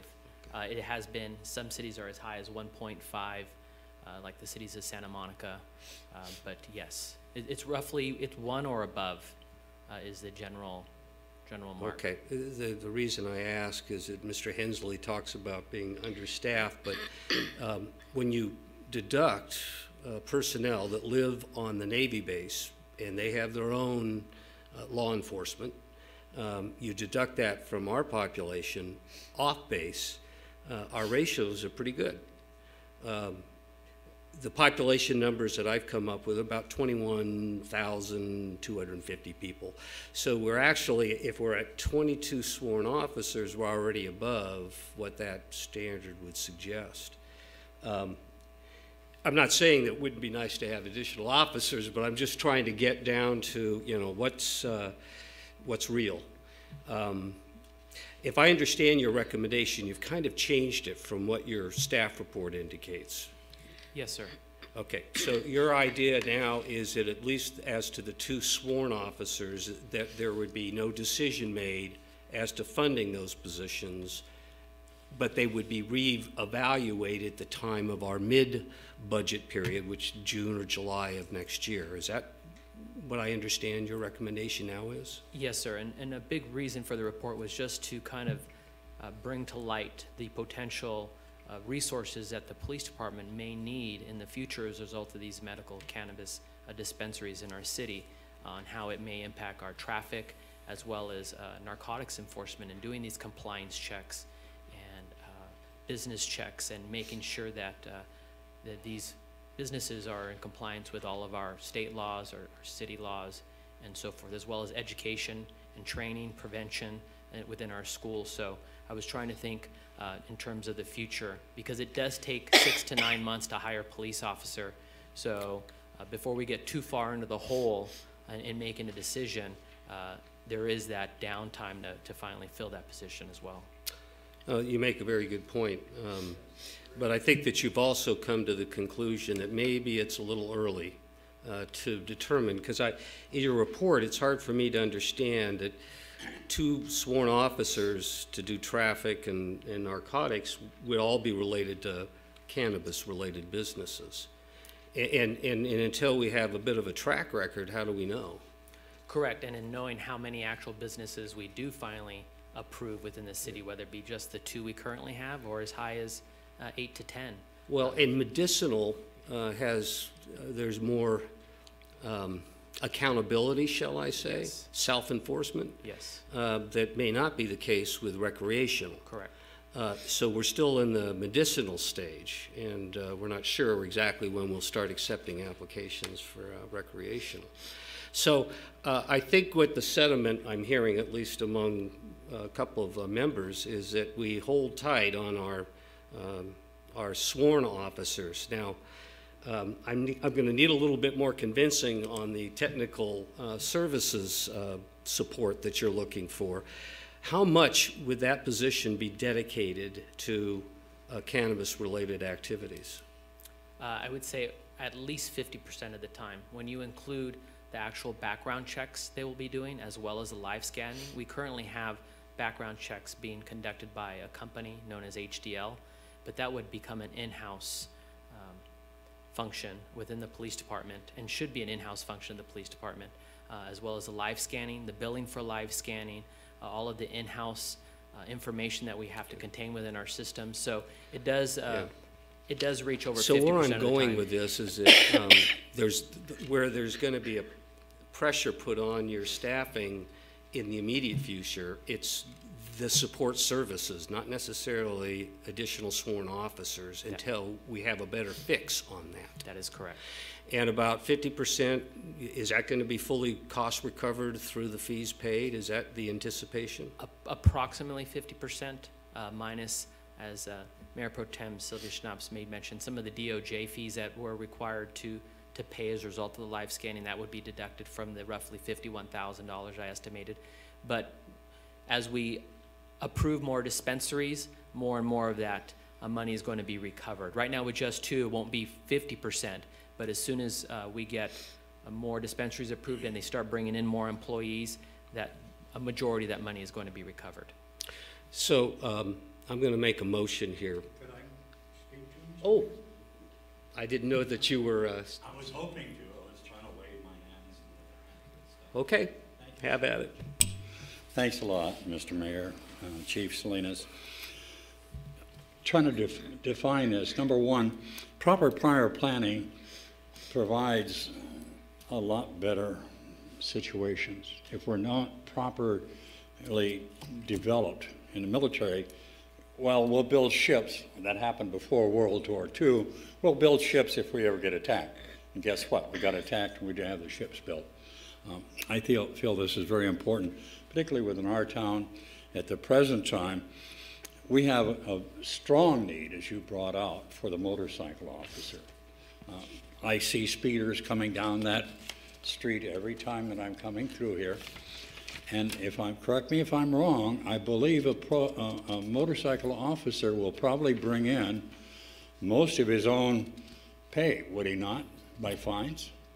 Definitely a high percentage, but I wouldn't say it totally recovered. You average anywhere from $10 to $20 recovered per citation, so it also depends on how many citations the officer issues, but it will be a nice percentage recovered. About 90% then? I would 80, 70? It all depends on how many violators he ends up catching, but it's not designed to be a moneymaker also. It's designed to change the behavior. So once that behavior starts changing, the money goes down. The money goes down, right. Correct. Obviously. But that's going to clear up one of our situations. Training is going to take some time. Yes, sir. So these are issues that I think that we have to be prepared for. I know some of the council isn't that interested in law enforcement. Some of our council wasn't interested in lifeguards before. Thank you. They weren't interested in lifeguards. They weren't interested in crossing guards. Finally, we got some of those back. And yes, people are, but there's other people who don't want it. So consequently, I'm very strongly in favor of trying to increase our police department to get you, because I'm concerned too with the 12-hour shifts that you guys are working. You guys are understaffed as far as I can understand, and you need more support, and we don't need that extra risk liability of an officer having worked a 12-hour shift coming back 4 hours later maybe to fill in for another officer and getting all herky and jerky and maybe pulling his gun out or getting mad at somebody, hitting somebody. We have a good police department. I want to keep it good. So I'm strongly in favor of this. They have to have proper prior planning. Chief, I think we all appreciate law enforcement and the good work that you do. Thank you. The problem is balancing the budget. I would like to suggest to Mr. Green, I took a look at our fee schedules that were adopted earlier this year, primarily, well, they were solely dealing with medicinal. As we move into non-medical cannabis, I suspect that there will be greater pressure placed on law enforcement that we're not currently getting cost recovery for. So as we push forward on that next phase, I would suggest that we revisit the fee schedule to make certain that we're not undercutting the very revenue that we're hoping to realize from cannabis operations, that we actually get full cost recovery for these out-of-pocket expenses. So I would ask that that be taken a look at. If I can ask a question or two so I make sure I understand what you're asking of me. At present, we have a fee structure which is designed to cover the costs of the application, investigation, background, and so on. In addition to that, we have a revenue participation. Is that what you're talking about? No, what I'm talking about is that as you move into, and I think that you had 4 or 5 stages of fee collection, and you do have some fees to be paid for auditing purposes. That's the implementation stage of cannabis. Correct. But nothing relative to law enforcement. No. And so my thinking is, particularly with recreational or non-medical, there's more likely revenue to be generated, and there's a greater opportunity to capture cost recovery for ongoing police involvement and indirect costs, if in fact we can show evidence that there's additional traffic that needs to be managed, or that we need a special training for the narcotic side of the house, that those ought to be expenses that I would like to see recovered directly from the party that's causing the expense. That is the business. The general revenue is something that I think we don't want to destroy the corpus, so to speak. And I think that that's a burden that comes with non-medical cannabis versus medicinal. That's my suggestion. So this is, oh, go ahead, please. Yeah, I want to understand this as well. I mean, are you talking about a fee for law enforcement? I mean, and that's a legal issue. I don't know if anybody's done that or how you'd structure that. That's through the development agreement. Well, yeah. Okay, That's, and that, I'm that's thinking part of the that we, development agreement, but it's not a separate fee for, like we charge for permit applications, and here's an additional fee that says this pays for well, the police. let me give you an example. If you take a look at the fee schedule, I didn't bring it with me, but it partitions out, and there's like 5 or 6 or 7 different people in play, and there's certain times that are allocated to those individuals for the time that they expend in evaluating the application, blah, blah, blah. Well, the same could hold true for police, particularly when it comes to doing inspections of the property. Right now, we don't have that recovery. So it's quantifiable, hourly application to the. But that would also include indirect, indirect expense. Then I guess how do we measure the indirect? Yeah. Well, I guess my point is that I think as we move forward into this new arena, there should be an expectation that our out-of-pocket costs are covered. And I'm not looking to the revenue that's being generated to offset that expense. I'm looking for both. That's what I'm looking for. For both? For both cost recovery and the revenue. So in other words, we're not losing the vision that we have, and that is to generate a source of revenue to help us offset our structural deficit. We're going to continue to be behind the 8 ball if we don't find full cost recovery for the expenses incurred in encouraging these businesses. So what you're saying is that we just don't want it to be just revenue, but we want to see if there's direct cost recovery. Absolutely. To the extent that there are costs, burdens that are placed on law enforcement, that should be a recoverable expense. Okay. I don't disagree with that at all. We're traipsing on the edge of several very potent legal issues here, and one of which is that a city is not allowed to charge for police protection. That is something that every resident and business is entitled to, and that goes into the general budget and the general fund. We are participating in these businesses through a different structure, which is a development agreement, and certainly we can enter into an agreement, a contractual agreement with these applicants for whatever the council may direct be included. I guess I would, and I have no problem with whatever the council wants to consider in that regard. The mechanism for doing that, though, to me, I think it actually is better if you look at it as in terms of the revenue, but increase the percentage to cover that. And the reason is that otherwise you have to get into, and I would say for the inspection part, that the PD develop a fee, if they have to go in and inspect these businesses, which is not the normal function. This is an activity generated by the nature of this business, which they don't have before, the PD's never done before. So that, I think, we just create as a part of a fee schedule. It doesn't require inclusion in the ordinance. I think we can do that in other ways through a separate resolution or a separate procedure where of fee adoption. But at any rate, I think the general concept of recovering other indirect, it might be best done by just increasing by some degree the percentage of gross revenues, because it avoids having to go through and calculate anything else.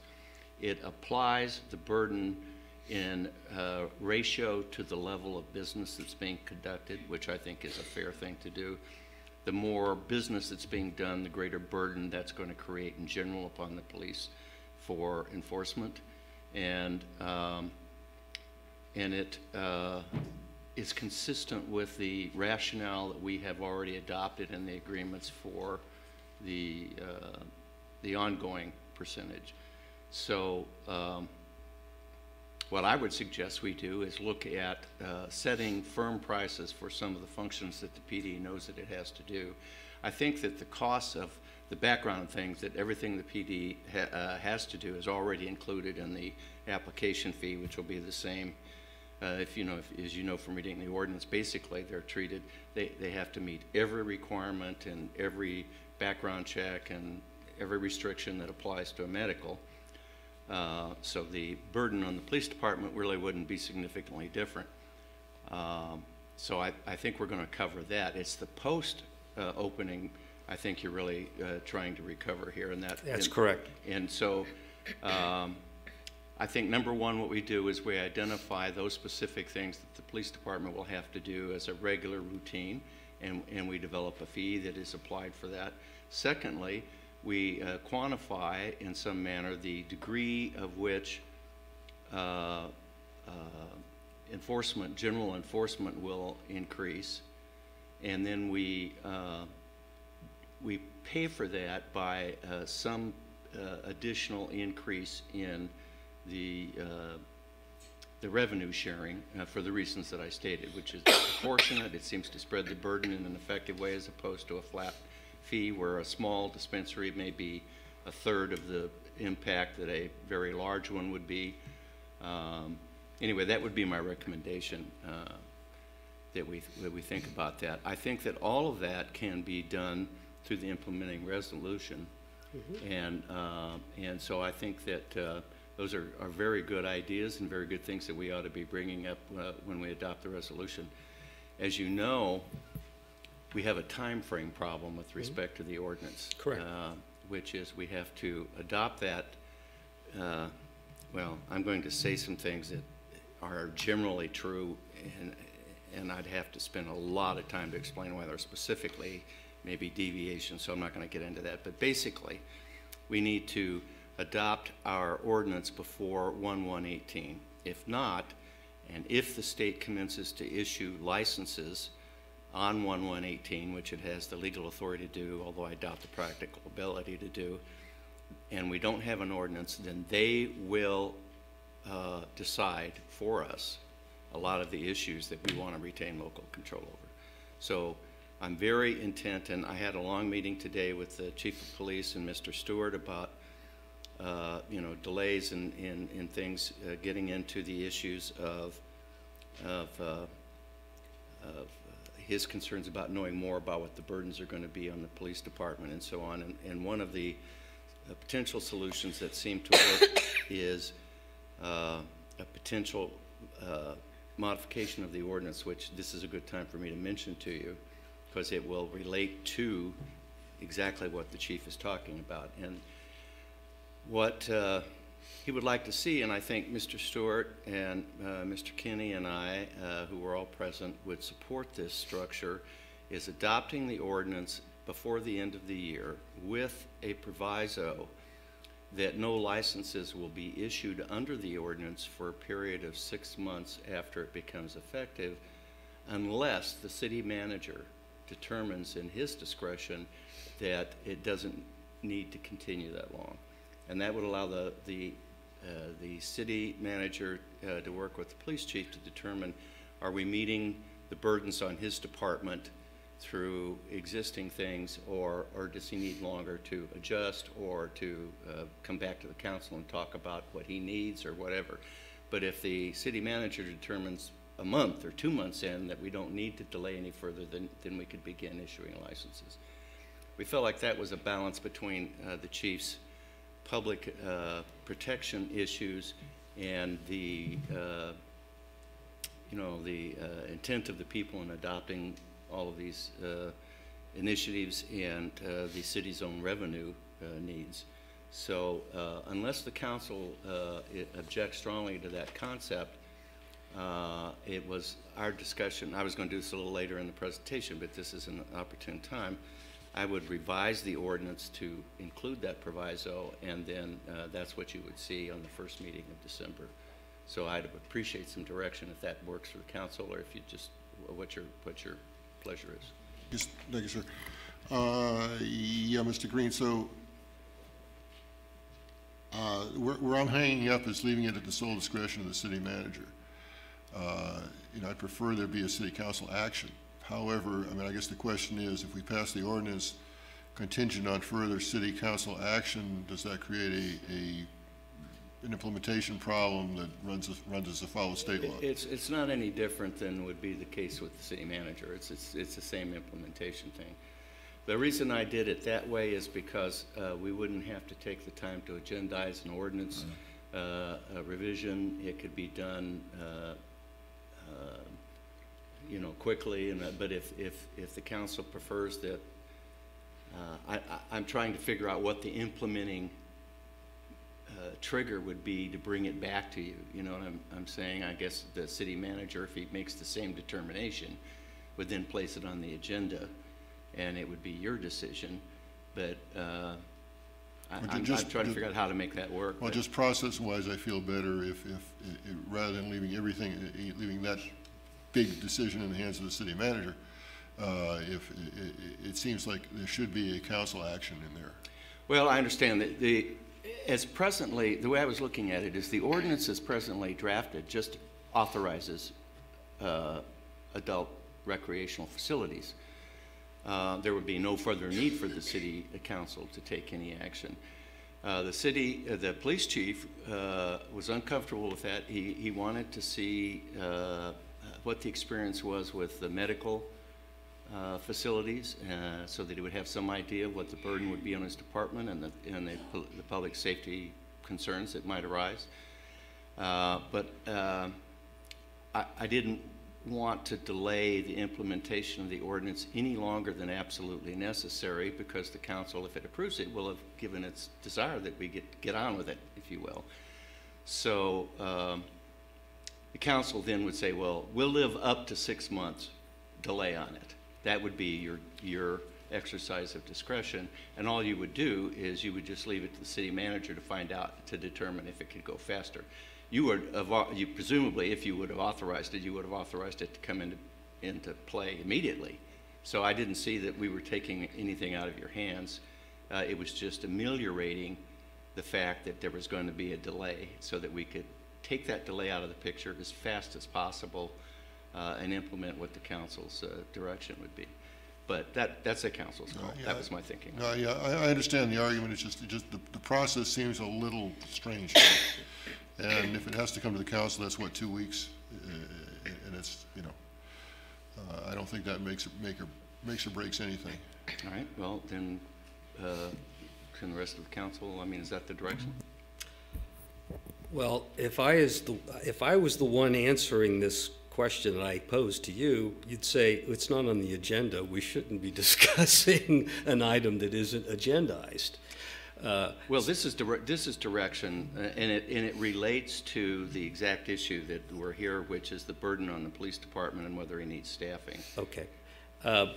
I agree with Mr. Sharkey that if there's going to be authority to retract the period of time for issuing of licenses, it would seem to me that there should be some council oversight. Okay. That's my opinion. Is the council comfortable with the whole concept of the 6-month potential delay? Well, I would prefer a shorter period of time. Again, we're in front of the curve right now, and I don't want to fall behind it. And so I'm not sure I understand the necessity for 6 months versus 3 months, or whatever that period of time is. Well, that's why there's a proviso to shorten it. It just 6 months was the time we sort of settled on that would give him a basis. But I said, what if the city manager can determine in a month? I mean, then we're waiting 5 more months, or we have to bring it back and amend the ordinance and do all this stuff. And so I just thought the easy way to do it was create a maximum and then work to stop it earlier in the fastest way possible. But it doesn't matter if we're coming back to the council. It can be any length that you want, because well, what I would say is it's better if we're driven by the concern for public safety and having a delay at all, then it seems to me that there ought to be some way to bring it back in front of the council at a time where it's initiated by somebody that has some involvement in that could say to the council, we don't believe we need any more time, or you know, if you shorten the time, the chief may come back and say, I need more time. So I was just trying to create a 6 months and say, you know, chief, basically you better get it done in 6 months, because I don't think you're going to get any more than that. But it's a concept to address his concerns. You know, it's not set in I'm just putting it on the table for all I guess at this point I wasn't prepared to get into this discussion, because I'm not really sure I understand what your concerns are and why we would need to push out a process 6 months simply to whatever. Would you like to delay it to the next meeting? Because we'll bring the ordinance forward, and I will include that provision. Well, I'm just, yeah, I'm concerned. And you can take it out if. I mean, I think we all share the desire to make certain that we don't have the state usurp our authorities or substitute our authorities with their own. And so we have to have an ordinance adopted by the end of this year if we're going to move forward, you know, and that's key. When do we have this discussion regarding periods of time? Do we wait until the ordinance is actually in front of us, which would be at the next regular meeting, and make those changes that night? I don't know. It may be worthwhile, Mr. Green, if you would, I know you've already circulated one draft. Maybe given the dialogue you've heard here, you might want to take another crack at where you would make changes in that ordinance and how it might read, circulate it among council, and they can give you feedback. Okay, I'm not, and with all due deference, I'm not sure exactly what I got from the council tonight. I heard several things, and I haven't heard a consistent. Well, I think that the one concern is that there ought to be some council oversight okay, rather than just unfettered discretion on the part of the city manager. I'm a little troubled by the period of time that's been selected. I don't know what my colleagues might think, but I need to have a better understanding of what's driving that. So I think it's safe to say that we are all venturing into new territory, especially with the recent approval of medicinal marijuana. This is new to all of us. It gives me the opportunity to get a good baseline or foundation for what we're dealing with the opening of our medicinal marijuana dispensaries, which with the most recent one looking to be open here by the end of the year or the beginning of January. The 6-month period was just a number that we threw out there, and hence the provision to allow something to reset it back even sooner, 2 months, 3 months. But this gives us the opportunity to adapt to what it is that we're currently dealing with in something that we're all unfamiliar with, in essence taking small steps and then coming into something a lot bigger. Recreational marijuana, I believe, is going to create more issues or more challenges than medicinal marijuana would be, because we have more control in terms of the type of clients and the memberships and the people coming in and out, as opposed to recreational, where it's open to anyone over the age of 21 that can walk in off the street and visit these dispensaries. So I wanted to be able to have a firm control and grasp of what it is that we're dealing with the medicinal marijuana dispensaries first. Well, we're also competing at several different levels.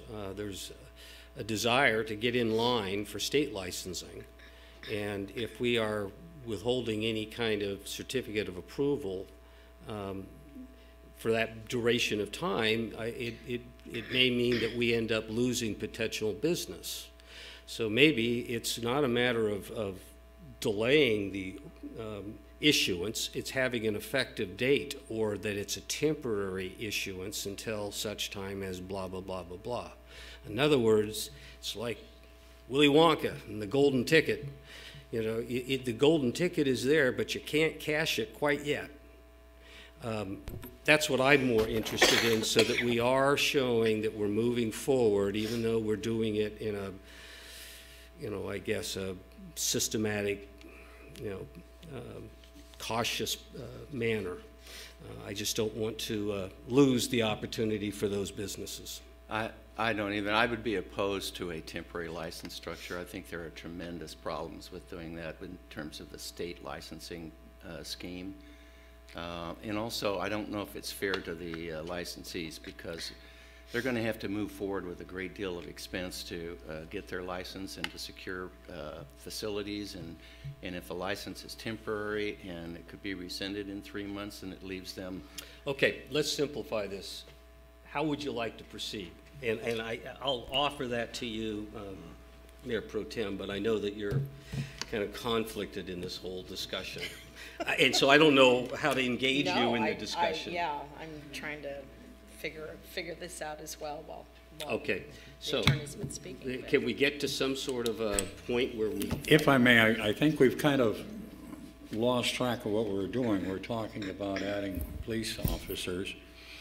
One of the things that what I'm hearing here is that we're going to absolutely need another officer, at least part-time, to do inspections for these dispensaries, the cultivation and all of that, are we not? That would be one of the duties of one of the sworn positions that are being requested. Okay. And secondly, I feel it's very strongly that we need to implement a motorcycle officer. It's going to take time and training to get that accomplished. And that's going to be one that's backfilling a good portion of that officer's pay. So I think we should maybe hold off until the next meeting, but we need to move forth. If we've tarried here for more than a year and a half, I mean, how much, we have to make some decisions, we have to have some proper planning, and with the police department, it's very important. So maybe the motorcycle officer and the inspection officer with a proviso that we add the other officer down the line. And then going along with what Mr. Green says, it was a very convoluted, and I don't know how to make that into a motion. Perhaps he could do better than that. But that's my thoughts on it. Mr. Mayor, just on the 6 months, let's not lose sight of the fact that's a drop dead date, and as you know, we have to have it done by then, and hopefully we move with deliberate speed and get it done a lot sooner than that. So sure, I agree. We'd like to move forward as rapidly as we can, but we must, as I say, do deliberate speed means exactly that. And we have some concerns from the chief here, and I think those all need to be addressed. And however long that takes, and hopefully it will take much less time than 6 months. But if you have that deadline to get it done by 6 months, hopefully it's not five months and 3 weeks or whatever. But I hope we can move that along quicker than that. Other than that, as I said on the original request, the support services technician I think makes a lot of sense, and I would support that. The other two I don't. But as far as the draft ordinance for recreational use, I made my point about city council oversight on the city manager's decision is when the trigger gets pulled. I don't have a problem with 6 months. Hopefully it gets done sooner than that. I think we all understand that. Mr. Mayor, another quick question, if I might bring up somebody, perhaps Marcus. Could I bring him up to ask about the California licensing process and when you have to have your submission into there and the advantages of being up front? Could you come up and explain that real quick for us, please? Good evening, City Council, Mayor Pro Tem, Mayor.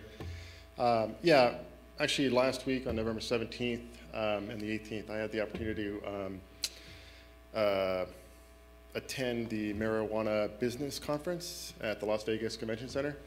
The largest thus far, about 18,000 attendees, nearly 600 exhibitors, cultivation, legal, accounting, licensing consultants, security firms, and so forth.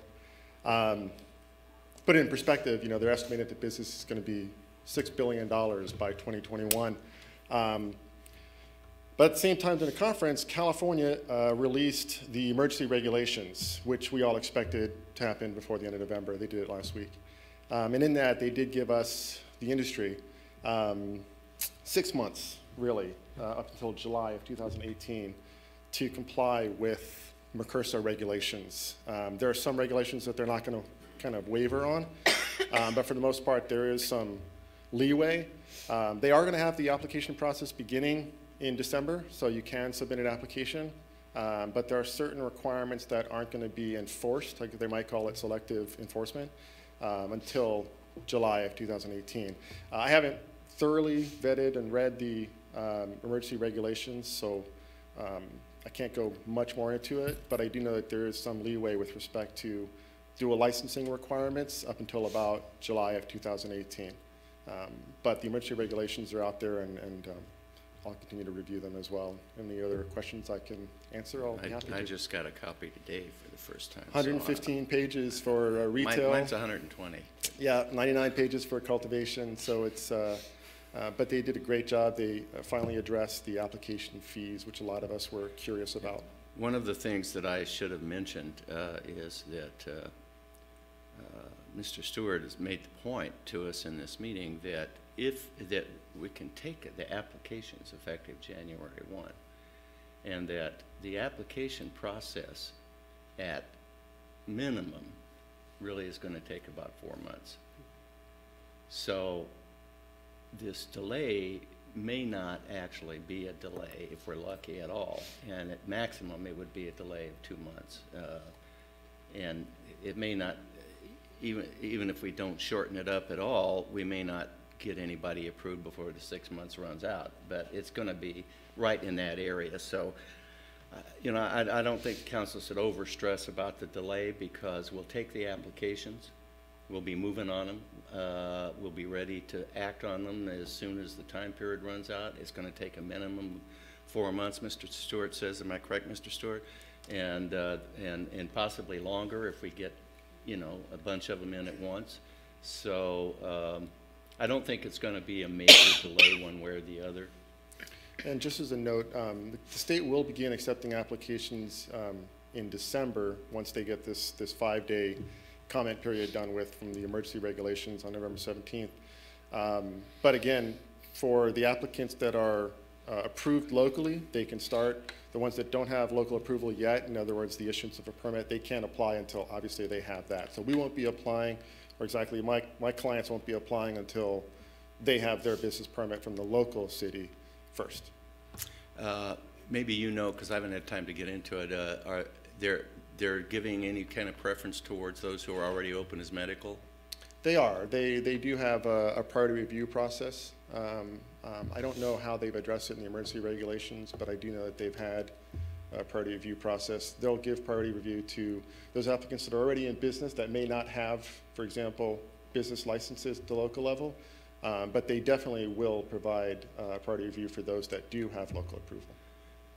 Yeah, that's the one area where we might be able to move a lot faster, is if the applicant is already a medical provider, because we've already done so much of the work that we could reach an approval a lot faster, and it would probably be a good idea to be able to act on that as soon as we could. Yeah, and the state had kind of mirrored or paralleled the ordinance that City Council had approved, which was they require the same types of, for example, the floor plan, the layout. The emergency regulations go into a little bit more detail of specifically what they're looking for. But if you've received local approval, you're well positioned to file for the state, and probably will be moved along pretty quickly. Thank you.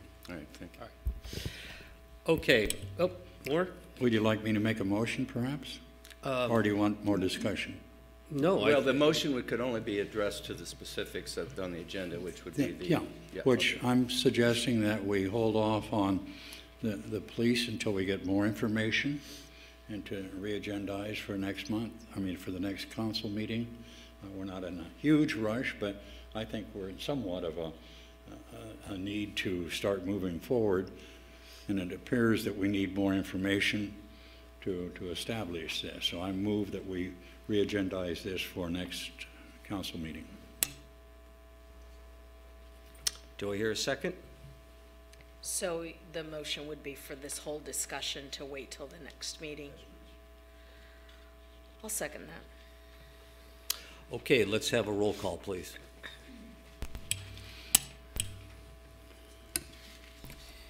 Councilmember Hensley? Yes. Councilmember Sharkey? Yes. Mayor Pro Tem Schnapp? Yes. Mayor Fig? No. Okay, so I guess effectively we didn't do anything. Okay. Is it possible that I can make a motion even though one's already been voted on? What Not are on the the rules same- of procedure? No, not on the same matter. It's already been approved. And the only reconsideration motion that would be entertained would be by the original motion, mover. Yeah, Mr. Mayor, just an inquiry. I believe the city attorney got some instruction, and that's still. Yeah. I don't know if we have to make a formal. I don't think. I think you no, got the no. impression. I will circulate a new draft of the ordinance in accordance with our discussion. Well, I also think circulate it to the broadest audience because there are other industry reps that I would hope that we could vet some of these issues before we get to the point of adoption or introducing for first reading. I am uncomfortable saying it to anybody but my client, but I have no objection if my clients individually wish to show it to other people. It's not privileged, it's just not an appropriate thing for me to do without specific individuals being directed. Boy, you're making our lives complicated. But I'm sure glad he's here. So, what's your feeling? Do we just simply wait until the next regular meeting to get all of this in front of us? Or do you want to, or suggest that the document would be put into, the ordinance be put into final form and distributed in the broadest audience possible?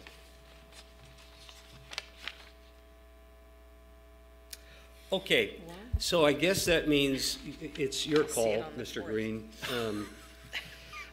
You know, all I'm trying to do is to prevent a situation that we come December, whatever it is, 4th, and the document hasn't been fully vetted, whether it's the council or the public at large, and then here we are trying to race to the end of December. I'm just trying to avoid that. Well, Mr. Mayor, let me see if I understand what's happening. What I'm expecting from the attorney is an ordinance, you know, with the direction that we have given, and which is with the delay and your control over it. Right. And let me ask Mr. Green, would that be ready for the next meeting? Yes. Okay, and you will be distributing that to us before the meeting? Absolutely. All right, so it'll be available for public scrutiny? By Tuesday of next week. Yeah. It would be sooner, but I do want to have Thanksgiving with my family. Okay, well, okay, so the document can't be made available to the public. Because it has to be on the agenda, it has to be part of the packet. Why don't you direct staff to circulate it to the industry people they're in contact with? That's okay with me. It certainly is acceptable to me. Okay then, I'm sorry, Chief, I'm not sure we made a lot of headway. We did a lot of talking. So I guess we'll revisit some of these questions at the next regular meeting. Okay, so now that brings us to item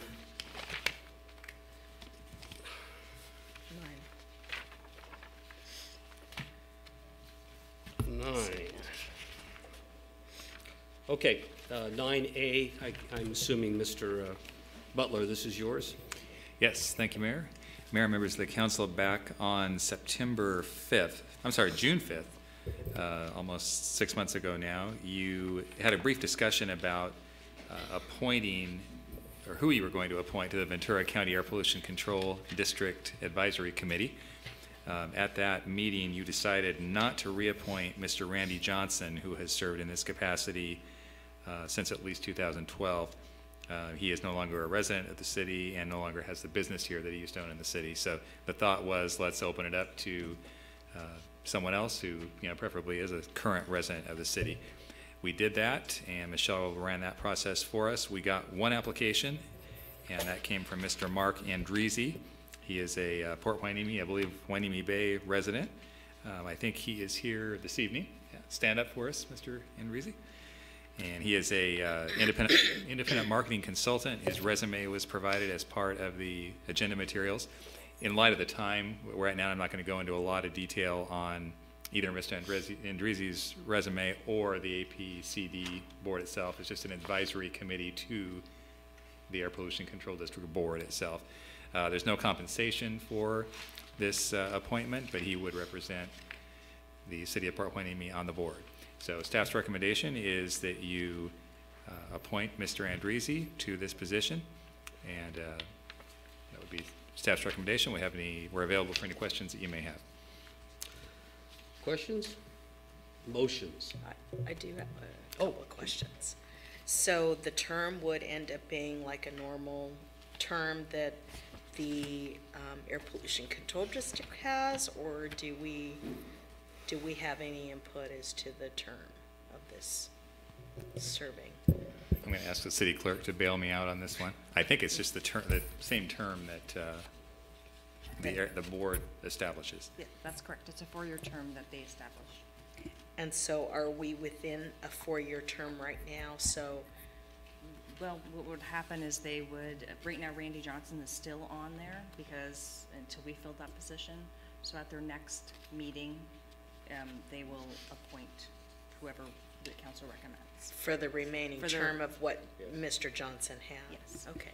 And then I did read the resume, but I see no correlation to the air pollution control district. So I don't know if we could have the gentleman who submitted his name come up and maybe give us a little bit more feedback on his background. Well, thank you very much for having me this evening, Mayor, City Council members, and staff. I'm not a scientist, I'm not a medical doctor. However, I do believe in the scientific method. In my medical marketing career of nearly 20 years, I have specialized in upper respiratory health and have worked with otolaryngologists or ear, nose, and throat physicians and surgeons about how to treat conditions that are exacerbated by small particle inhalation, such as pollutants like dust and carbon and dander, for example. So I believe in evidence-based medicine. I believe in the peer-reviewed clinical studies. I believe in the scientific method.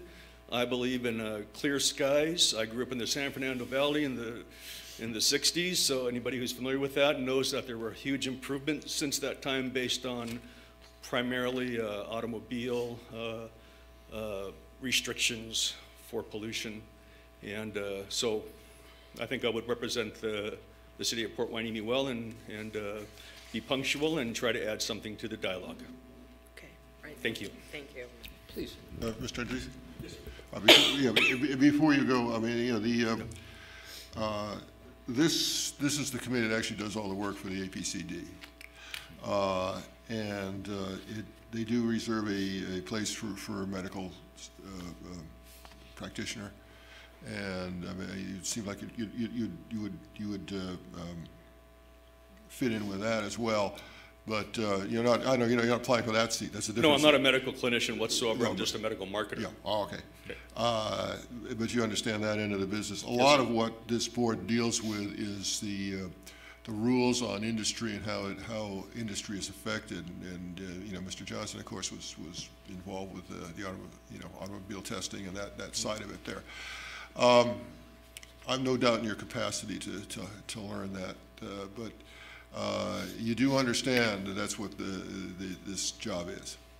Well, I don't have a in-depth understanding of the volunteer position. That information hasn't been provided to me yet. But from just the general perspective of trying to help this generation and future generations have better air to breathe, for all the reasons we're all familiar with, then I'm certain that I could play an active role in that dialogue as well. I just want you to be aware that it's technical. It's probably more work than you think it's going to be. Well, one of the reasons that I did it is that I'm still employed, and I don't have a lot of extra time, and it talked about meeting 4 times a year, and I understand there may be some assignments associated with that, but I didn't think it was going to be a comprehensive job that would take, or a volunteer position that would take a lot of hours every week or every month. So I have some time for it. But their agendas are very, well. It varies, of course, depending on the rulemaking, but there's a lot of preparation that goes into the meeting. So for a board that only meets 4 times a year, they do a lot of work. Well, thank you for stepping up and offering your services. Thank you very much. Appreciate it. Any other questions? How about a motion? I'll move to approve the appointments. Second. All in favor? Aye. Aye. So approved. Thank you very much. Okay, that brings us to 9B, which is the PARS program. Who might be the one giving the staff report here? Start off, and then we'll transition to Stephanie and our guest. So back on September 5th, the council got kind of an introduction to this whole concept of pension and OPEB, which is Other Post-Employment Benefits Trust. And the idea is to start setting aside funding now for the tsunami that we know is coming in about 4 or 5 years now in terms of significantly increasing employer rates for CalPERS, particularly on the pension side. So we introduced the PARS concept to you. Mitch Barker was here then. He's back to give an abbreviated presentation. But before we do that, Stephanie Mendenhall, our interim deputy city manager, is going to walk us through some of the basics of what we're recommending this evening. Yes. Is this on? Well, as you know, CalPERS has implemented numerous changes in the actuarial assumptions and methodologies that they use to set their rates. And the most significant one of these changes includes lowering the CalPERS assumed rate of return, or the discount rate, to 7%. This has an effect on the cities, as it means that there'll be an increase in our normal costs. So you'll be seeing that this change will result in an increase in required employee contributions beginning in this fiscal year. And however, the city has taken action to plan for these things, it's going to be a significant increase. And you're looking at possibly the increase going from roughly 2.5 million per year to almost 4.8 million per year. You had entertained the presentation by Mr. Barker, was it, I think in September, and at that time you considered the exploration of how to mitigate those rising costs.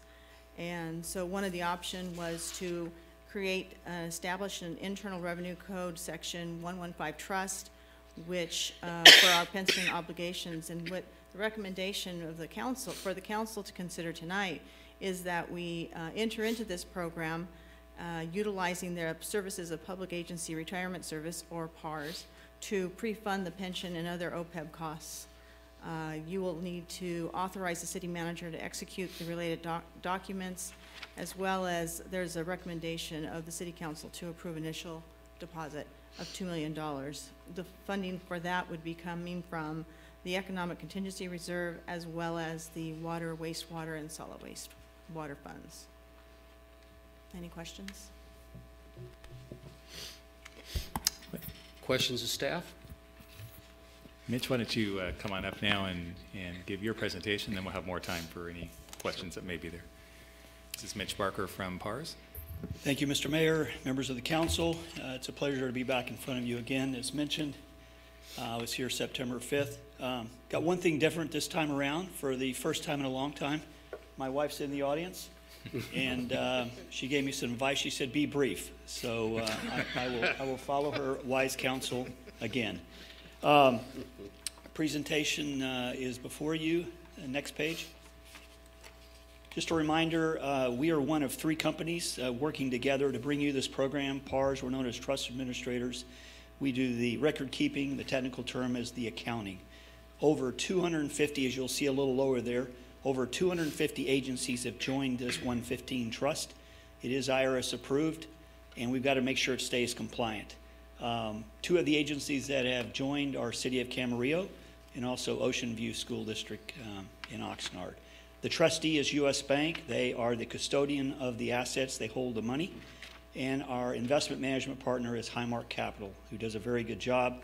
Open architecture platform, which means they can choose any fund that's a good, wise investment, and they come up with an investment policy specific to your city. Next.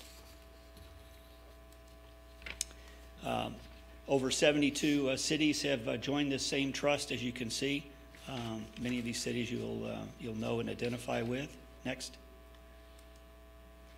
And our trust, as mentioned, is IRS approved, and it has 2 accounting buckets, one for OPEB and one for pension. You decide which ones you put in. Some folks are pre-funding OPEB only, others are pre-funding pension, and even some, depending on funds available, are pre-funding both.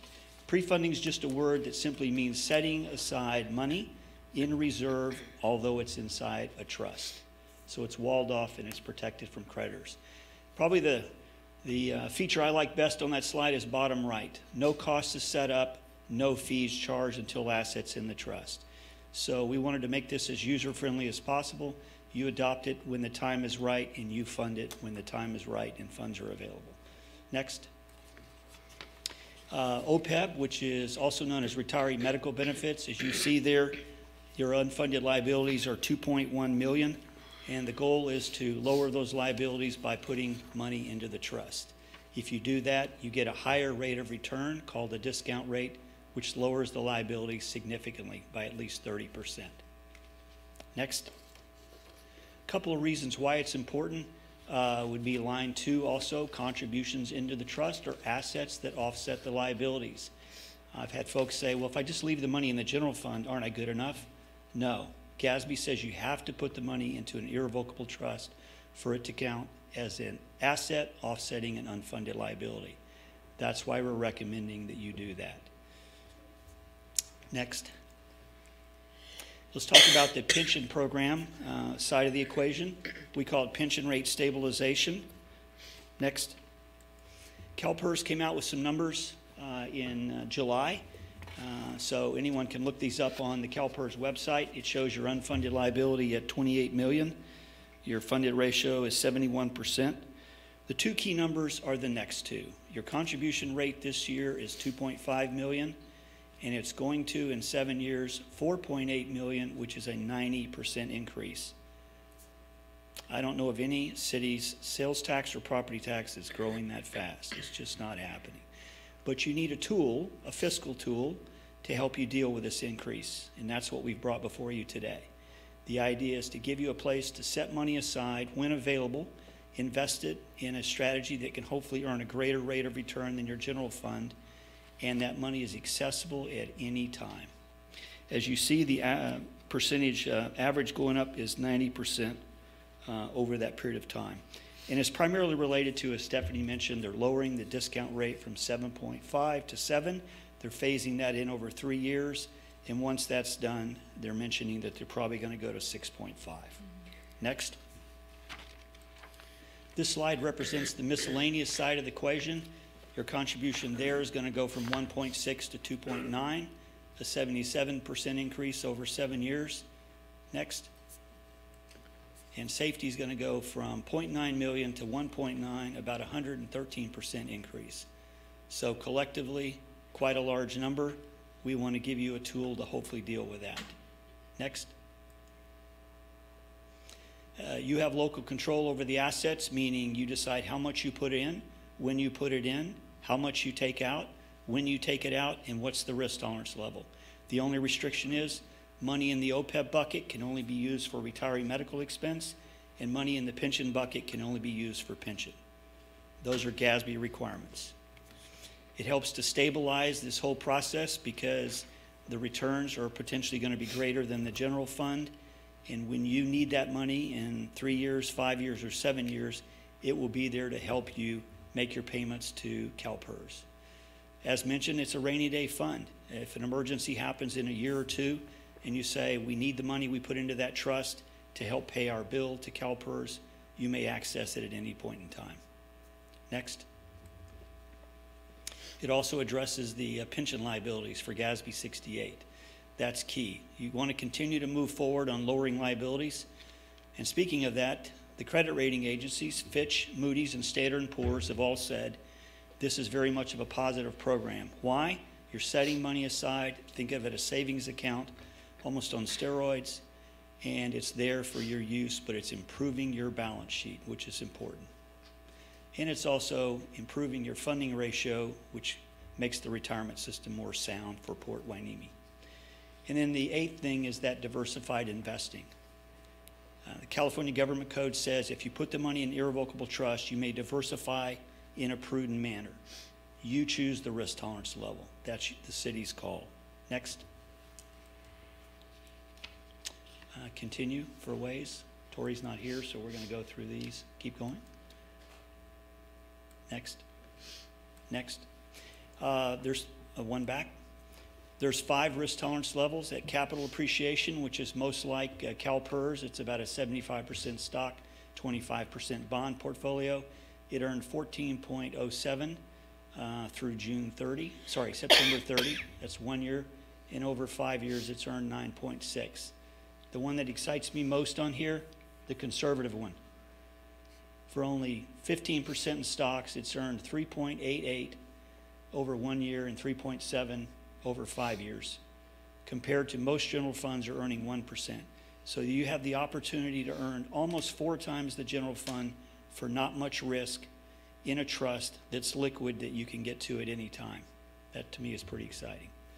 Next. Here's our fee schedule.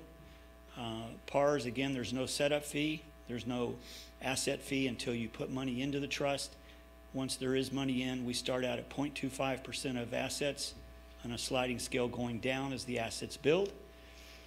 And for the investment manager, they're at 35 basis points, also known as 0.35%, and again, a sliding scale. So as the assets build, the fee goes down. Next. So in summary, in my opinion, the 5 reasons why you should do this are to address growing unfunded liabilities, because every time CalPERS ratchets down the discount rate, the unfunded liabilities go up. You have the potential for a greater rate of return than leaving it in the general fund. You have access to it if need be on an emergency basis or otherwise. Rating agencies look at you more favorably by doing this, and GFOA considers pre-funding OPEB a best practice. And I've never heard one city council say, I don't want to be doing things considered best practice. Of course they do. Questions? Questions? I have a couple. All looks good on the upside, but let's talk about the downside. How does the city get involved in the actual selection of the investments themselves? I mean, you've got these various, risk tolerance levels, I understand. But in terms of actually managing the portfolio and making those kinds of investment decisions, how is the city involved? So what's typical, Mayor, is that the city manager, finance director, would sit down and if there's a finance committee, sometimes an audit committee, that might usually include one council member, they meet collectively with the Highmark Capital representative who spoke last time. That's Tori Milazzo, who lives in the Santa Barbara area. And he will present to you the 5 risk tolerance levels that you see on the screen right now, starting with conservative and then working up to capital appreciation. And the idea is he's going to ask some questions. What's your risk tolerance appetite? Second, what's your target rate of return? And then he's going to make a recommendation, but it's ultimately your decision. So if he said, moderately conservative is the most common choice made by cities for pre-funding pension, but you said, no, we only want the first level. We want conservative. It's your decision. And you always have the ability to make a change. And then how frequent do you have those sessions to look at repositioning the assets? Because maybe the market is turning in a certain way, and so you want to rebalance, so to speak, your portfolio. Yeah. Is that an ongoing, how does that dialogue work with the city? You get monthly statements, so you get timely management feedback on what your assets are, contributions, expenses, and returns. They rebalance quarterly, if not more often, but no less than quarterly. And then annually, we sit down and do an on-site review with the city manager and staff or this finance committee to review how well have we done and what the market outlook is for the future, and does anyone want to make any changes? Okay. Is there any liability on your part if we do find ourselves on the downside?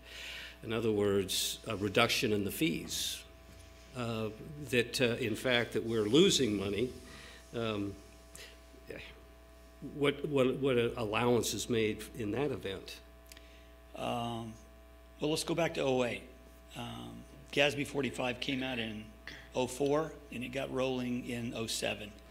And anybody that was unfortunately an early adopter got hit with a market downturn. The strategy, for instance, the conservative strategy lost 9% in 08.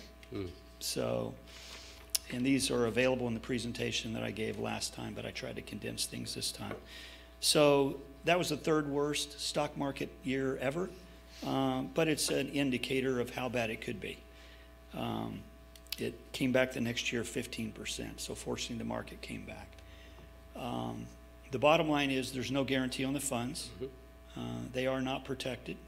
Certainly if we did anything that was against the law or fraudulent, we're susceptible to laws of that sort. But your recourse would be to make a change. And you would choose a different provider, and we would do a trust-to-trust transfer to the new provider for no charge or any fee. And so, and this is going to be a question to Mr. Butler for that matter. If in fact we have ready access to the monies that are placed on deposit, why not invest the entire economic reserve, which is earning 1% or somewhere in that vicinity? If we in fact have ready access and there's no penalty for withdrawing, is that correct? No, no penalty. Just those restrictions that money in the OPEB bucket that you saw can only be used for retiree medical, and money in the pension bucket can only be used for pension. So you do have that restriction. Well, so there, okay, so it isn't a rainy day fund. If the monies are restricted in that fashion, once we've made the deposit, then we can't withdraw it and use it to fix a bridge that was decimated in an earthquake. Go to the slide on the pension numbers. I think it's a few back.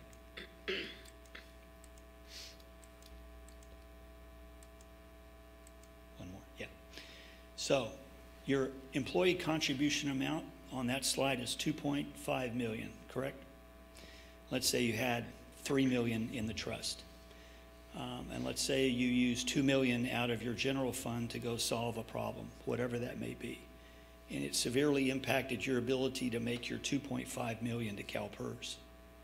You may take 2 million out of the trust to make your payment to CalPERS, supplemented by what you would have in the general fund. So we've lived up to the compliance guidelines, which is the money can only be used for pension, but it helped the city, if you will, with an emergency situation. I guess I'm still not understanding. When you say emergency situation, is it unrestricted money that can in fact be used? No, it's restricted. I can only use it to reimburse you or to send the money directly to CalPERS for pension. That's on the pension side. So we're relinquishing $1 million of our economic reserve, and we really have given it up in not having the ability to draw upon it in the event we have another sand erosion event. I think what Mitch is saying is if we had another sand erosion event, you could use some of the money in the general fund budgeted for that year that would have gone to CalPERS to deal with the sand erosion issue and draw from the pension trust to pay your CalPERS obligation for that year. I think when he says rainy day, he doesn't mean rainy day. He means that's how you pay your contribution if you can't otherwise pay it. You're trading pockets of money to accomplish the same thing. And so my question is whether it's in our interest to increase the amount of contribution if in fact we have latitude to draw upon it for those very emergencies. That's number one question. The next is, we're only talking about one-time deposits here, but is there any kind of projections as to what we should be putting in budgeting on an annual basis to be placed into this fund? There are companies out there that make projections, but you can see your annual contribution amount right now is 2.5, and it's headed in 7 years to 4.8. So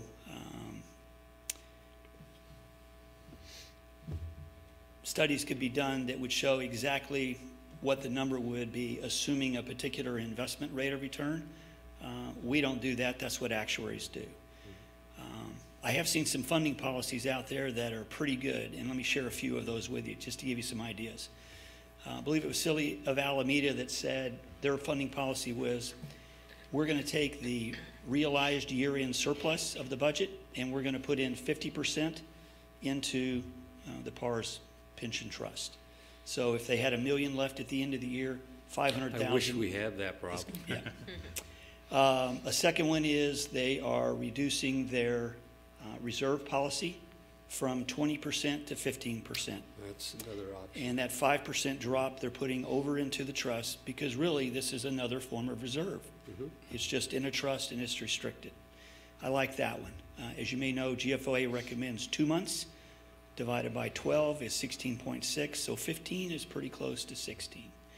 A third one I like is, as you may know, with CalPERS you can pay 2 different ways. You can pay them monthly, your annual contribution amount, or you can pay lump sum all at one time. If you pay lump sum, you get a 3.5% discount. And agencies are now starting to take that discount amount and seed the trust with that. Yeah. So those are 3 ways that come to mind on funding policies that are being set up by other agencies, including one-time monies that they either know about or hope to find out about. So I'm going to turn now to our finance director. Is this a discussion that ought to be included in our midterm budget review? I mean, I've heard some pretty interesting ideas about adjusting our reserve requirements so that we could increase our contribution. How much time and effort would be taken in order for us to get to that kind of, decision point? It's one of those things that I would recommend you do it. When we had instituted this before, it was only dealing with the OPEB liabilities because we didn't know what the PERS pension costs were going to be. And so what we did was we budgeted a percentage of everybody's wage. I think it was only 1% or 2% that went towards funding that future cost, with the idea that we're paying for future insurance benefits through that OPEB, the other post-employment benefits, that you haven't paid for today. So we figured out a way to factor that cost in today that would get it paid back by the time those people that are paying in today would contribute towards it. It makes it a real powerful tool for showing not only the public, the bargaining units and other parties what the true cost to pay that employee and make good on those future promises. Exactly. That's the whole thing that PERS does with their percentage. I mean, they've been saying they're making 7.5%. There was several years and decades where they made 9, 10, but lately they haven't been able to make it, so they're having to draw those numbers down. So a lot of it's in play with what happens in the economy. When we have a Federal Reserve rate that's 0.25, they've never seen that in the last 100 years. So it was basically free money for the banks. So now when they start moving it back up to a marketable rate, we'll start seeing our earnings on bonds and different, savings accounts and things like that go back up to what I would call a normal rate. I think when you were asking the one question, they do limit you. You can't use this type of fund like a day trader and say, oh, well, we're going to do the capital appreciation, then tomorrow we're going to do the conservative. I think it was like 11 transactions in a month, but there is a lot of flexibility for moving that. We're not investment managers where we're doing that type of stuff, and that's where Highmark comes in and does it. If we don't like the service that they're doing, we can pull it out of their trust and put it in another one that's managed differently. CalPERS has their own trust that manages it, but it's not near as flexible and doesn't give us the ability to use it. That employer contribution, I think you're allowed to use 2 years. Yeah, it's a good point. So really, if it's 2.5 million, not that we have 5 million in there, but if we needed it for some type of emergency, you could pull out 2 years worth of it. The whole theory being is that we're starting it now, but 10 years down the road, there'll be a sizable number in there where maybe that interest earning that comes off there can help you out with some of these increases that may come along. And they're not written in stone yet for PERS, but if they don't start making more money on their invested funds, they're not going to be able to do it. When PERS started out, probably in the late 60s, early 70s, it was supposed to be a system where the employee contributed a percentage and the employer contributed an equal percentage.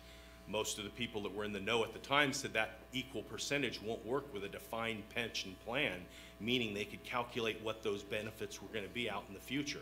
And now we're seeing it. We're not, you know, the miscellaneous employees pay 8%, and the employer started out at 8%. Now most agencies are 20%. And I've seen some as high as 35 and 40. I've had some safety cities where we were paying 45%. Almost half of every dollar that you paid an employee was going to the employer contribution to make good on what those benefits were going to pay. Well, I think that, you know, my desire would be certainly to move forward on this tool. But then when we do get to the point of having it on midterm, we talked about maybe December. I don't know, that may be too ambitious now. But I'd certainly like to revisit some of these policy questions of having formulas fixed into our budget. And I really do think it's a tool to really put people on notice and educate folks as to, you know, our real liabilities and the idea, God, if we could ever get to the point of having a surplus, that we could actually have a policy that provides for a percentage of that excess to go into a PARS account. In a perfect world, we would like to see no unfunded liabilities and basically cover all our costs today. I realize we're talking that. about paying as you go. This is really one approach to do it, but we're not really tied up. If we were talking about contributing $200 million to it, then that's going to be, you know, we're only going to be able to use 10% of that, you know, 5% of that money. But the amount of money we're contributing, we could really wipe it out within a year or two or less if we had some extenuating circumstance that came up. You mean not wipe it out? Well, use it. If we only contribute, yeah, it would be using it. But if we only had $2 million in it, next year we needed that $2 million. You're talking about bringing it down to zero when you just funded it. It's not likely that's going to happen, but you're not completely tied in until you get those assets to a substantially high number. Got it. Well, thank you very much for answering those questions. Do we have any other questions or a motion for approval? Move to approve the resolution. Second. Oh, I'm sorry. You're right. There's a card here. I'm very sorry. David Graw? I'm sorry. Please. Thank you very much. My name is David Grau. I'm with Ventura County Taxpayer Association, and the Taxpayer Association asks that you do not approve this proposal. Devising a new way to divert money from needed reserves to fund pensions is not fixing anything. You've run down reserves over the past 5 years to cover shortfalls in the general fund, and now you want to deplete them even more? Markets have significant risk.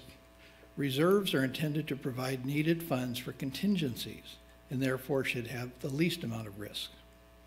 The essential argument for investing cash reserves is that since CalPERS has not met its investment target, the city needs to pay more money.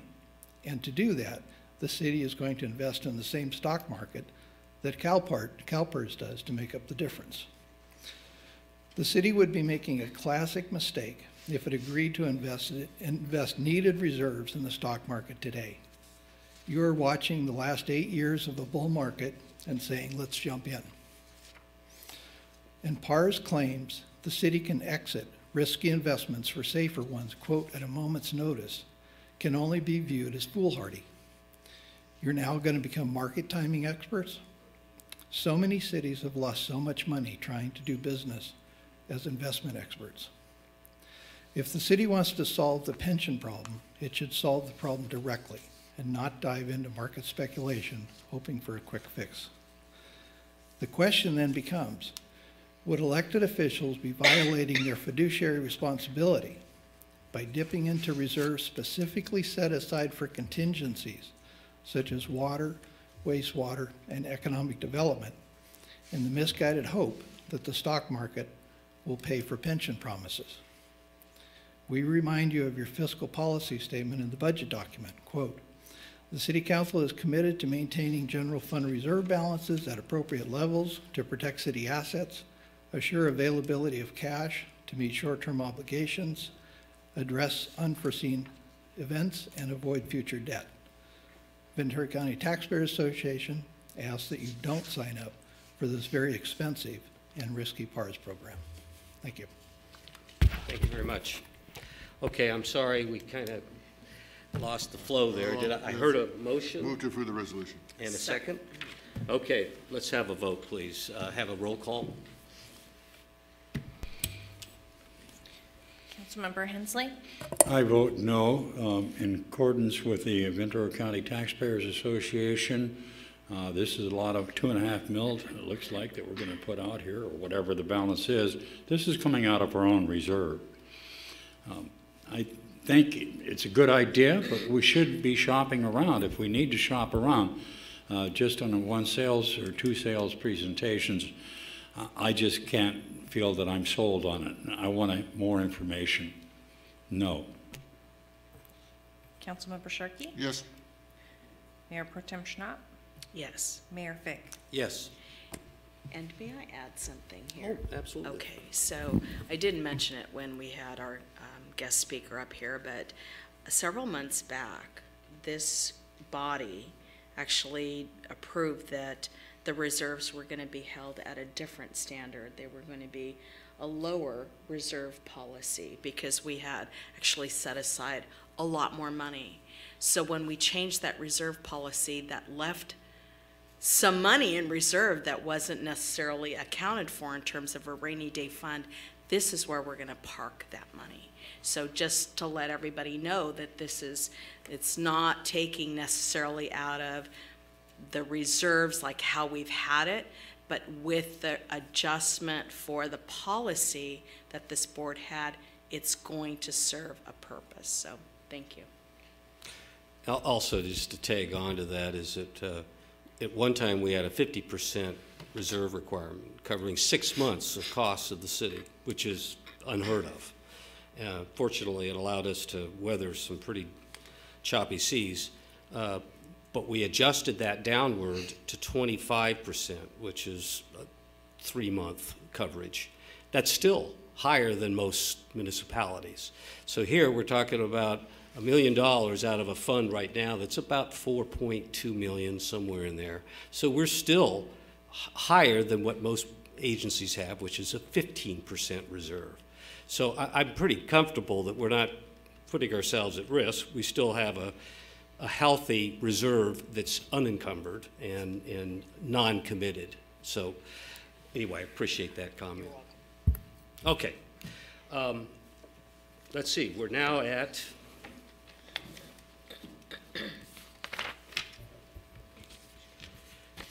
one of these days I'll get my agenda squared away. We're on C, 9C. 9C, okay. They tell me it's 9C. So this is Mr. Stewart or less Mr. Butler. Are you going to be doing an intro or? Yes, we have been working on the staffing, looking at the staffing situation in our community development department recently. We have a council direction to try to be more business friendly, development friendly, facilitate some of the projects that are either really here or we hope will be here soon.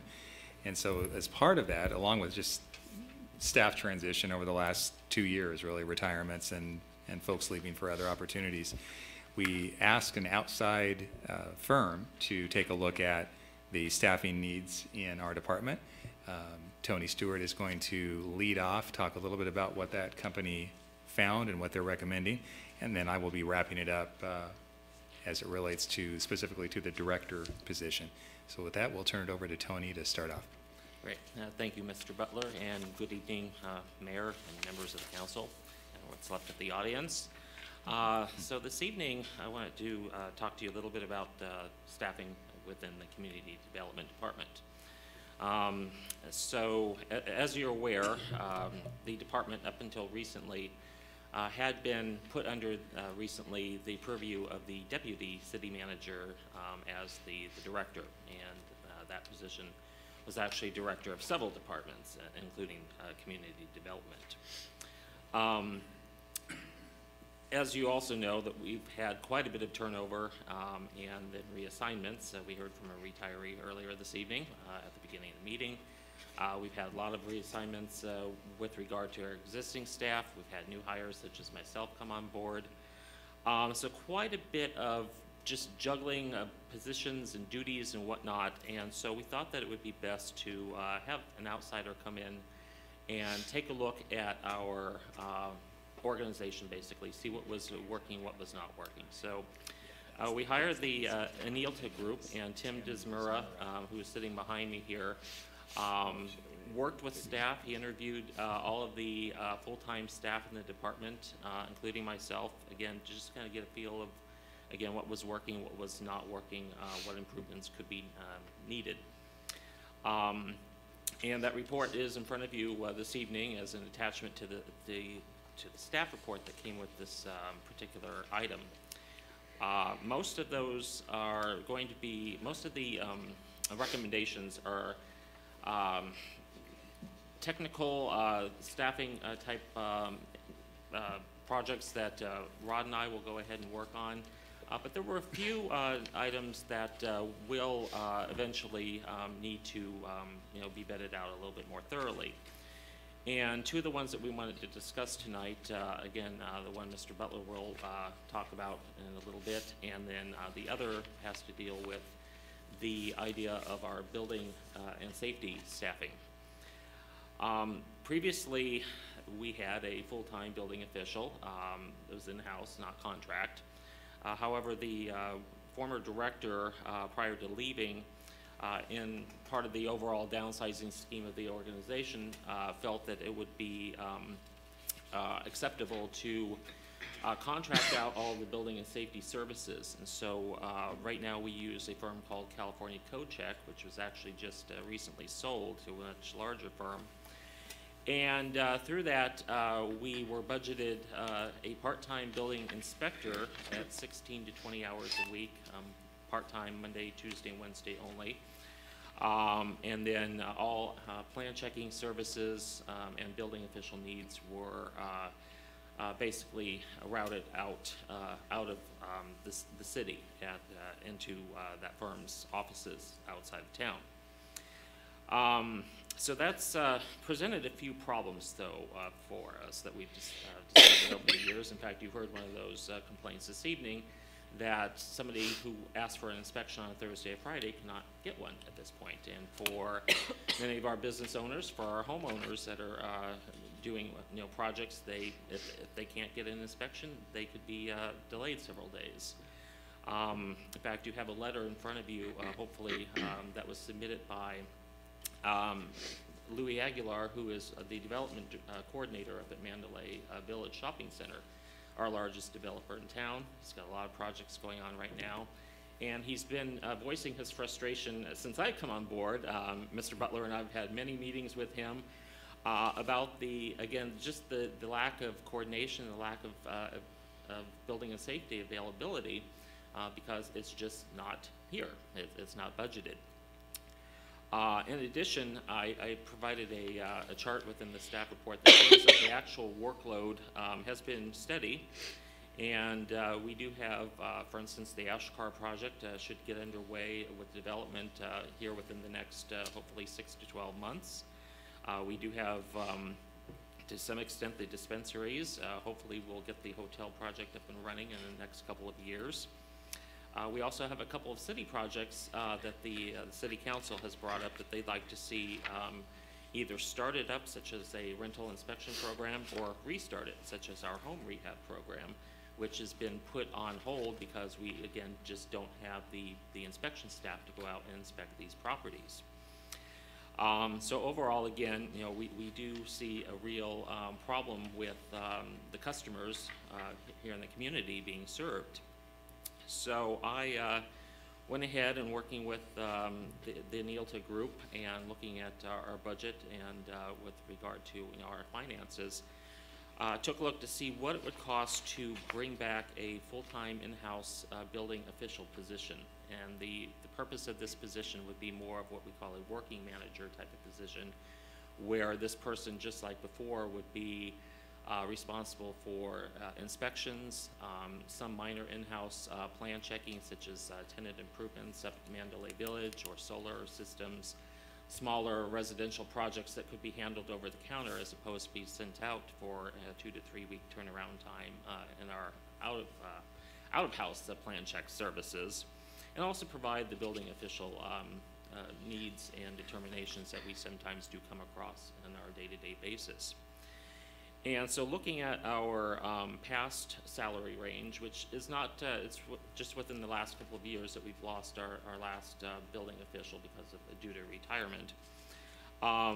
With a full, what we call fully burdened cost, which would be not only the benefits and the salary, but the overhead that we bring in, as well as assuming a full classic retirement, which is the more conservative to be looking at.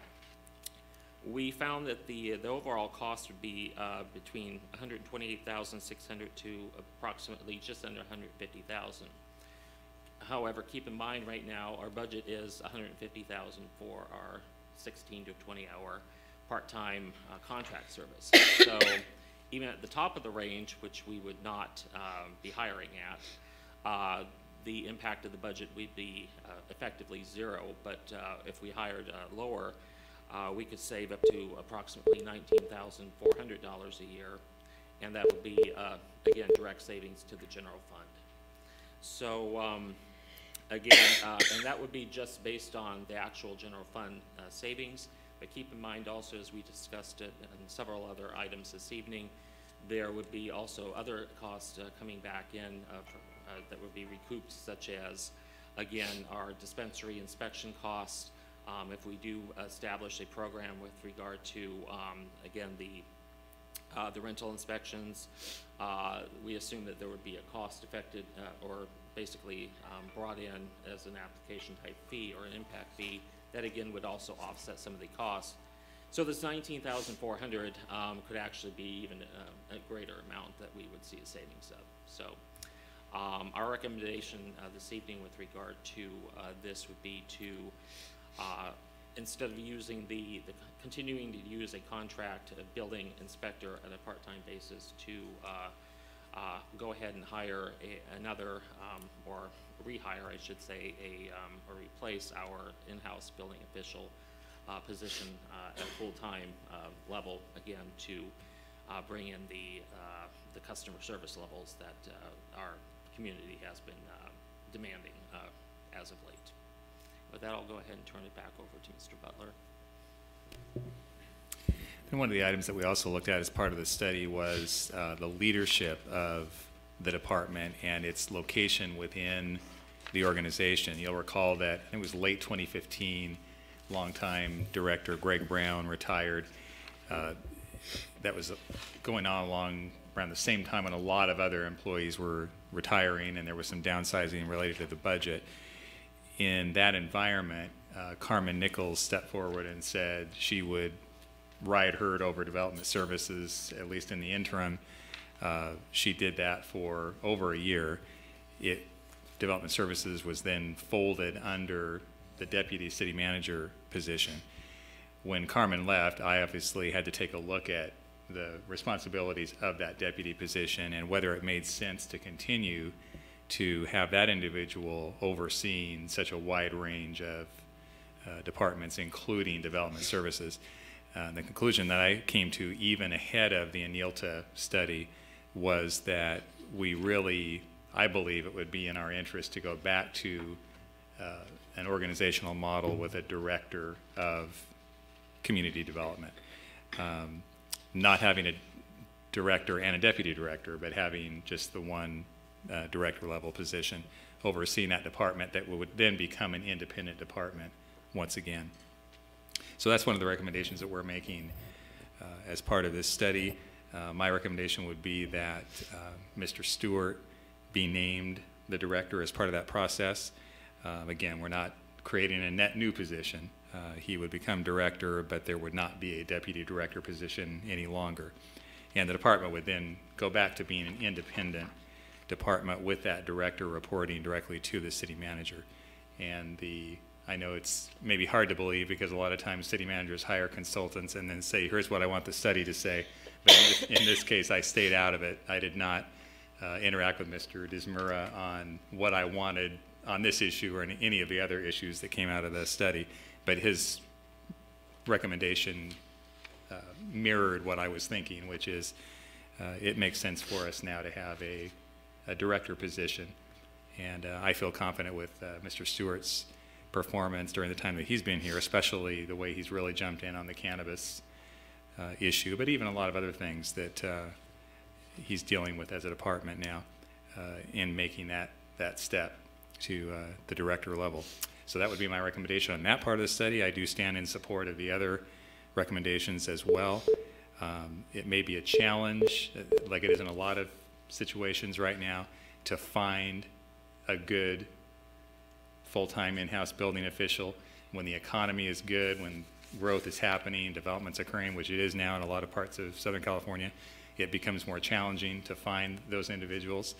But I think we should at least take a shot at it and try to bring that back in-house as primarily a measure of providing better customer service and more reliable customer service to folks that have projects in front of us.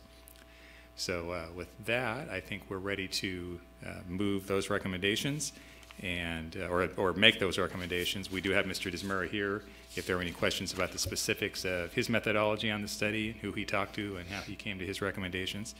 But I think we're ready to recommend as indicated in the staff report. Questions? Mr. Stewart, thanks a lot. I appreciate. And I have been really frustrated because we've wanted to increase the way we treat businesses and homeowners around here. And on different occasions, I've had to bring people down here.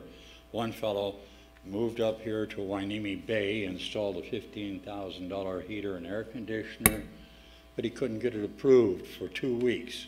So finally I had to bring him down here with his contractor, and it got approved.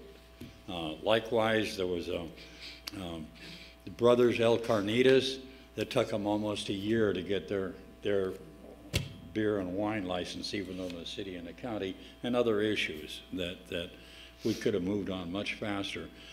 What it appeared to be is the part-time building inspector just didn't have the time to do it, or didn't have perhaps the dedication. I don't know what the circumstances are. I feel if we're going to move forward, we have all of these other businesses that are going to develop, we absolutely need it, and I want to make sure that my homeowners in Hueneme Bay, as well as other homeowners in this community, if they need something done, a water heater, a furnace, or whatever the case might be, they get Johnny on the spot, as well as new businesses coming in. So I go along with this.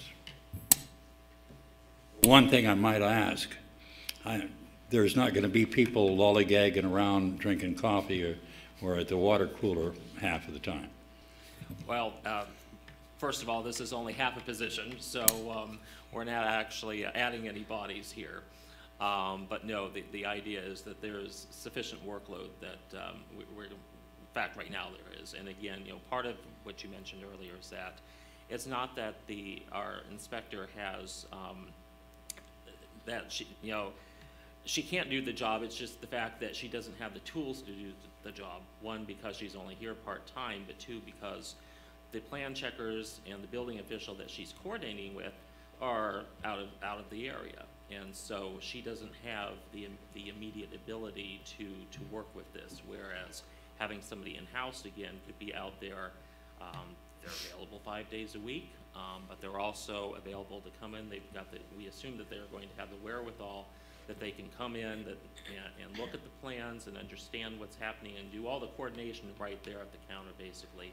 If the contractor needs to come in or they can meet out at the site again, everybody's right here on a full-time basis and able to provide that coordination. And again, for some of these smaller things, such as the water heater installation, that should be an over-the-counter or at least a very quick turnaround in-house for a plan check, as opposed to, again, sending it out for a 2-week turnaround. So that is one of the reasons why we're looking for somebody that's more than just an inspector, so that they can actually perform those smaller plan checks and get those turned around and, again, benefit our customers. So to kind of shorten the time frame and all of the other circumstances where they have to go through, right? Correct. Thank you so much.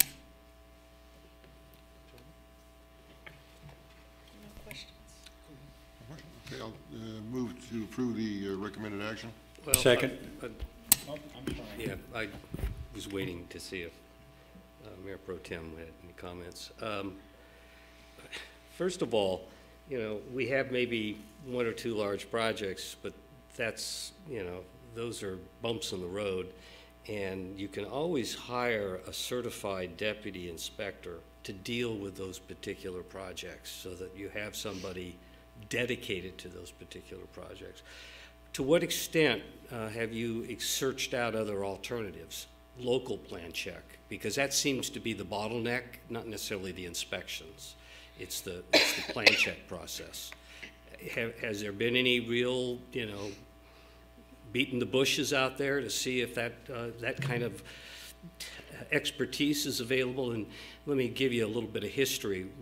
We went through this once before, and we're very successful in working with the construction technology program at Oxnard and Ventura Community Colleges.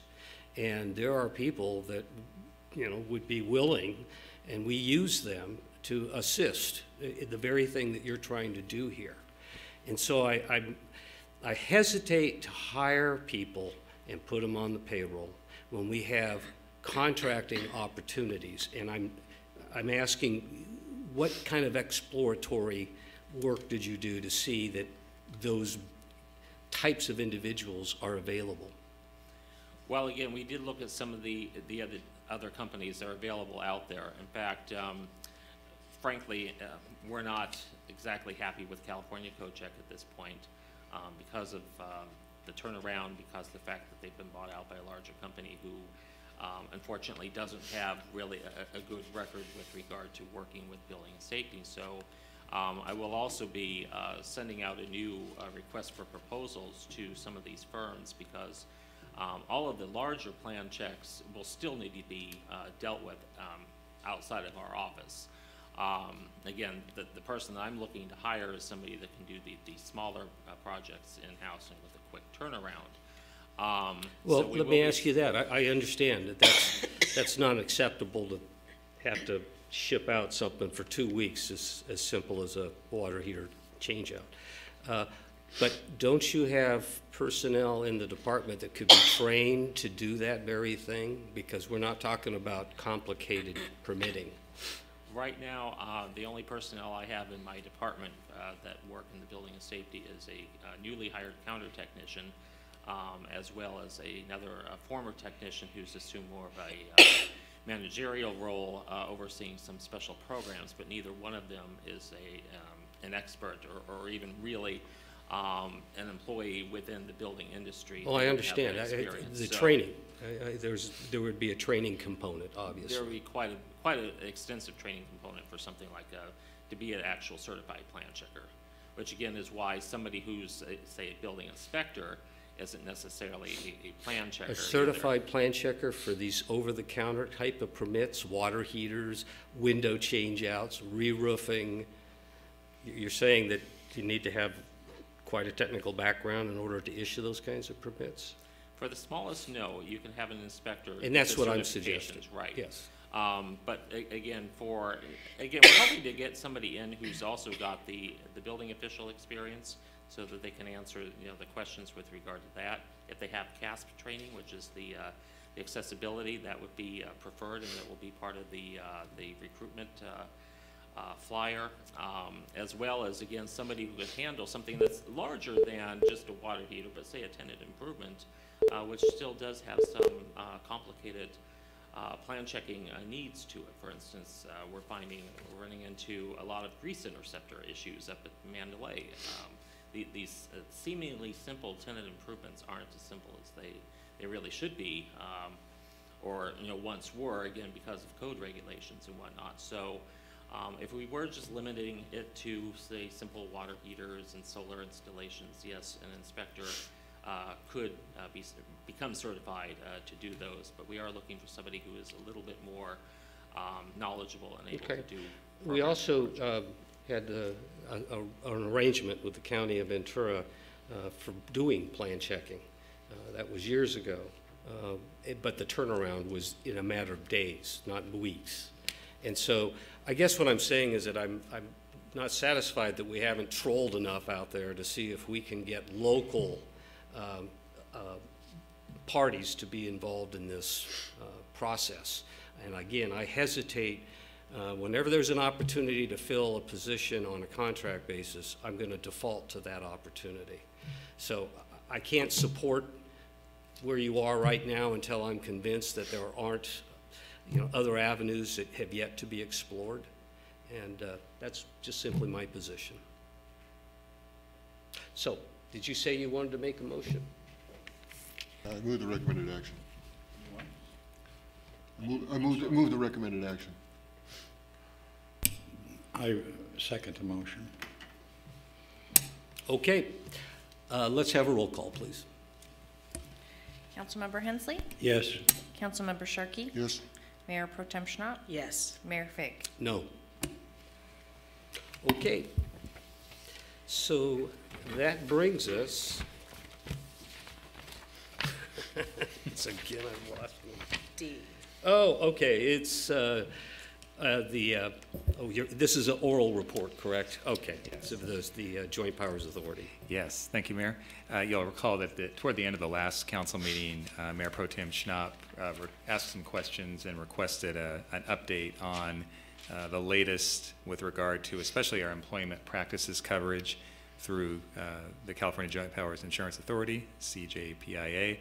So I wanted to make sure, I think the council is aware of it now, but I wanted to make sure that both you and the folks in the audience were aware of how that situation has been at least temporarily resolved. And the situation was that we got a notice back in August that the JPIA was going back to July 1st of this year, not going to provide coverage for us for any new employment practices claims. That did not mean that we were losing all of our insurance through the JPIA. There's probably 5 or 6 different programs of coverage that we get through that insurance pool or insurance authority. But they did single out employment practices claims as an area that they would, as of July 1st, no longer be covering us for. So that obviously created a lot of concern. There was some newspaper coverage of it. Mr. Green, Charlie Green, Councilmember Sharkey, and I made a pilgrimage down to Orange County, La Palma, where their headquarters is, back in the last Wednesday of September. Stood before the executive committee of the JPIA for, I think, a full hour and addressed their questions, made a presentation to them first, and then answered their questions as far as just a number of concerns that they had. The result of all that is that they offered to continue our coverage for employment practices if we would assume some of the financial cost for any future employment practices claims. And the number that we arrived at was $250,000 per claim. So the first $250,000 excuse me, of employment practices claims would be the city's responsibility. We, of course, are not crazy about that. We had no deductible prior to this. The term you'll hear thrown around is self-insured retention, or SIR. It's basically a fancy way of saying a deductible that the city has to pay first.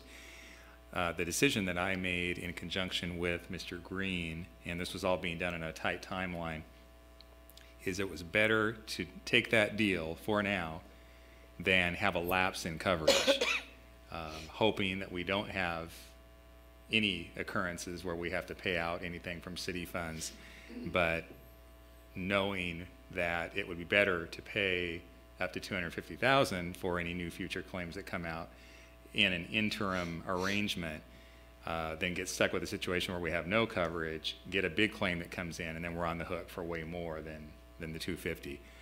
So we accepted that deal. There is some new language that has been written, presented to us by the JPIA that memorializes that agreement. And again, this only applies to employment practices coverage. So other areas where we did not have a self-insured retention before, we will not be responsible for paying $250,000 on those types of claims, like a standard liability claim. In the meantime, we have, as you know, as the council knows, the Bickmore study going on, which is a strategic action plan item. They're well on the way. In fact, we just heard from them last week. They'll have the first phase 1 report and recommendations to us before the end of December, and then they'll be doing a phase 2 beyond that. We may come out of that with a recommendation that we no longer use CJPIA for our insurance coverage, or they may recommend that we stay in JPIA for certain coverages but not for employment practices coverage. So there's a number of things that could come out of that study. Even over and above the Bickmore study, we are doing some research on ways that we could take care of our employment practices coverage without having that $250,000 self-insured retention. We have the freedom to get that coverage from some other agency, private insurance coverage. There are several public risk pools that specialize just in employment practices, and they'll provide you a program of training for your employees and your managers. So, you know, again, I'm not comfortable or happy with this as a long-term solution for us, because I don't like that scary thought of maybe we get 3 claims in a year and we have potential exposure of up to $750,000 for those claims. So I'd like to find a better arrangement, and Mr. Green endorsed my thinking on this. I'd rather have some coverage than be exposed without any.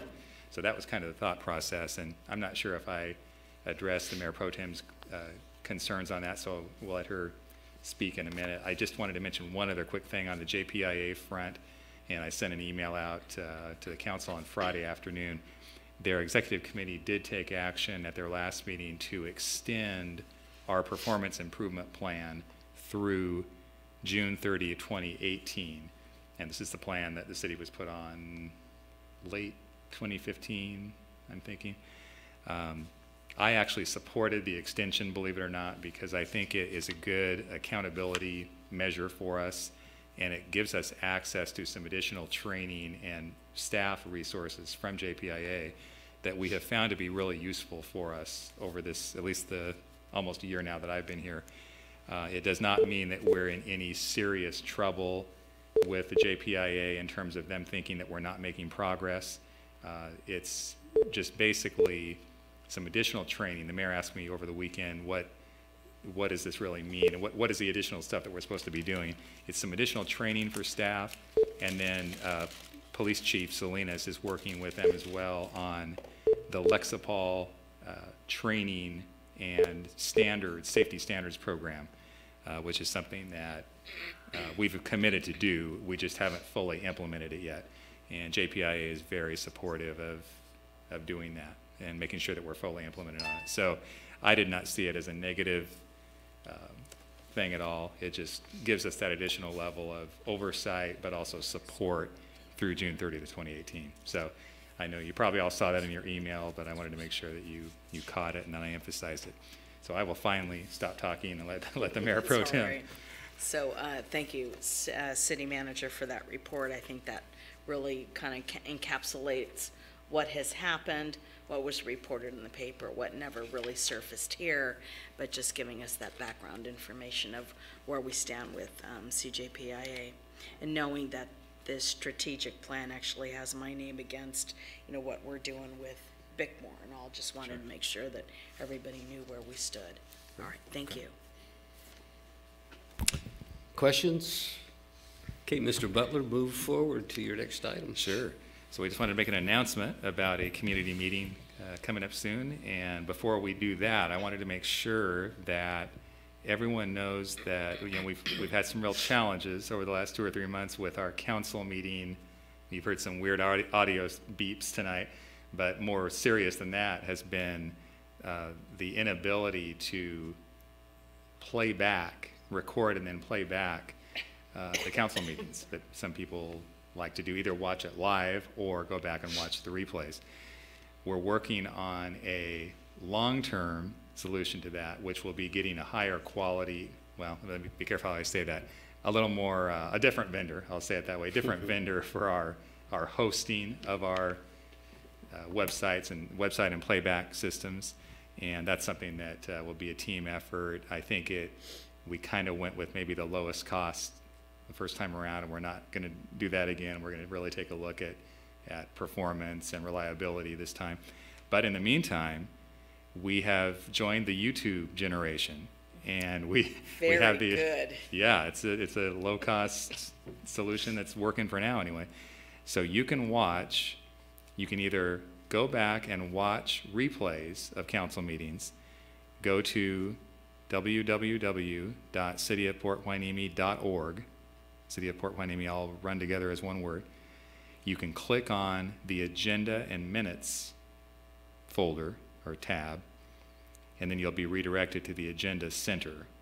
And you go back there and watch those YouTube replays. And we have gone back and loaded and reloaded some of those recent meetings where there were issues with the broadcast and the recording or people's ability to go back and watch playback.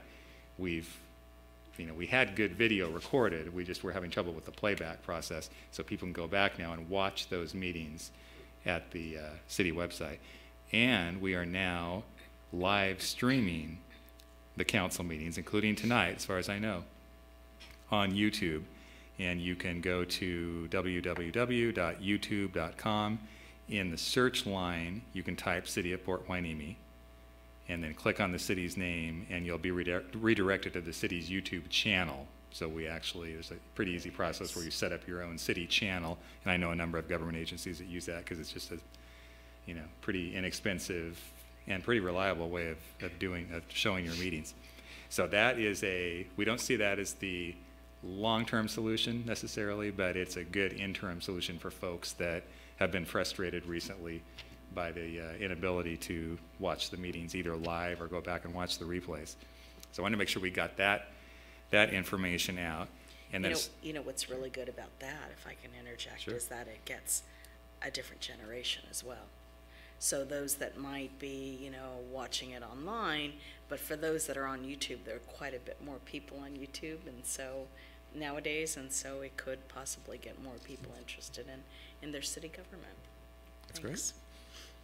So yeah, specifically regarding this meeting coming up, Tuesday, December 5th. Now, we were out there with some of our information that had gone out originally said 5:30 p.m. Based on some feedback we got from people who work outside the area, we have moved that now to 6 p.m. So Tuesday, December 5th, 6 p.m., there will be a community meeting at the Orvine Carpenter Community Center on potential development options at the Market and Surfside property. There's been a lot of next door discussion, a lot of Hueneme News discussion over the last month or so about, what is that city doing? And I'm hearing about big towers at the property, and they're trying to pull one over on us again, and they're trying to do this without our input. And this is an opportunity for people to get the straight scoop on the fact that we're really at a very early stage in this whole process, but it'll also be an opportunity for them to give input, make comments, and find out where we really stand right now on this potential development. So again, Tuesday, December 5th, 6 p.m. at the Orvine Carpenter Community Center. Anything else, Tony, or let's see, Steve Kinney left. Anything that I'm missing in all that, or does that give the basics that we? Good. And If I may, Mr. Mayor.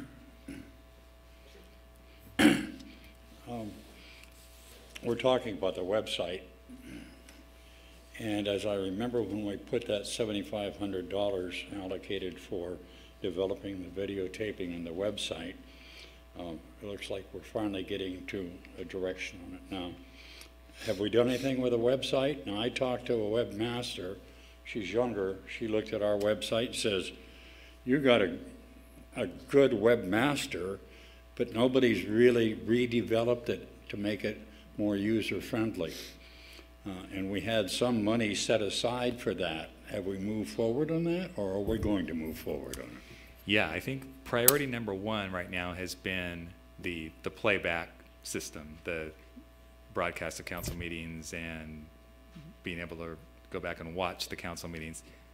But we do still have some money left for potential web revamp, refresh, and we are some of those same folks that are involved in the effort to upgrade our playback capability are also working on the website project and the website refresh. We might need to do a real revamp, would probably take more than the $7,500, so we may come back to you and get some additional funding for that, but it is definitely being worked on. Great, thank you, sir. Continue. All right, yeah, last item is one that we usually deal with around this time every year, and that's, believe it or not, it's November 20th, and so we're in the final weeks of the year. We wanted to get some clarification and approval from the council on the 2018 schedule of council meetings. We wanted to also tell you that we do intend to have both meetings in December. So Monday, December 4th, Monday, December 18th. But we are asking as part of this new 2018 schedule that we cancel the first meeting of January. And that's because of the kind of the weirdness of the way New Year's Day falls on a Monday, which is obviously a national holiday, New Year's Day. Normally on a Monday holiday, we have the meeting the next day. The problem with that January 2nd date is that we would be doing the entire agenda process and reports right during the basically December 20th through January 1st.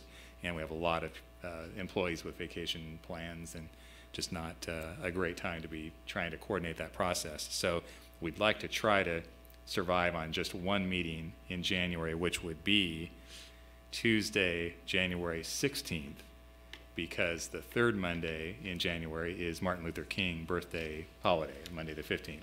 So the one meeting in January, according to this plan, would be Tuesday, January 16th. And of course, if there is some crisis or urgent thing that comes up, we could maybe schedule something for that week of January 8th. There's just something that's so time sensitive that we need to have a second meeting. Let's see, as far as 2018, we went ahead and threw in there the August break period, although we ended up not doing that this year, August of 2017. We went ahead and had 2 meetings in August. We can deal with that as we get closer to next summer, but for now, we're recommending only one meeting in January, which would be the 16th, and then taking that August break period. But again, we'll be back to make sure you're comfortable with that in the summer of next year. So with that, we're just asking for the council to approve this schedule for 2018, and we'll go from there. So if we don't approve it, we don't have any meetings? Yeah, that's right. That's one way to look at it. Well, who's going to make a motion? Move the recommended action. Second. All in favor? Aye. Aye. So approved. Okay. That brings us to council reports and the like. Mr. Hansley? Usually I don't participate a lot in this for the sake of time frame, but I will be short in time frame.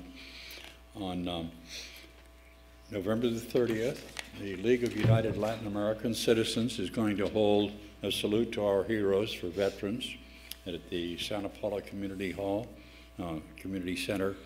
Tickets are free if anybody who is a veteran who wants a ticket. If you bring a friend or something that isn't a veteran, it's $15 for them. But either contact me or you can get me online, whatever the case might be. Any veterans, pass the word around. Thank you.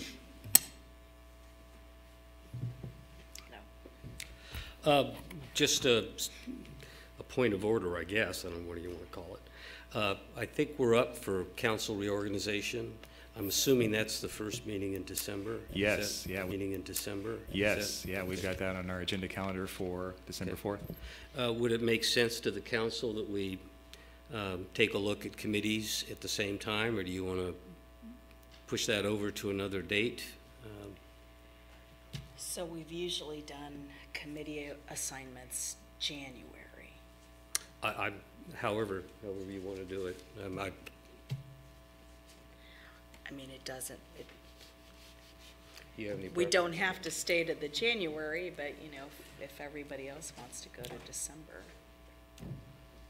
I have no druthers. I don't know, we'll just then stay with whatever the normal protocol is.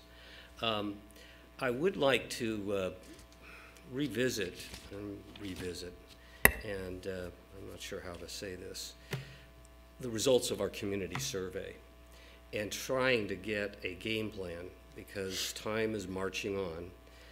If we're going to make the November ballot next year on one or more measures, I think that we need to start whittling down our options.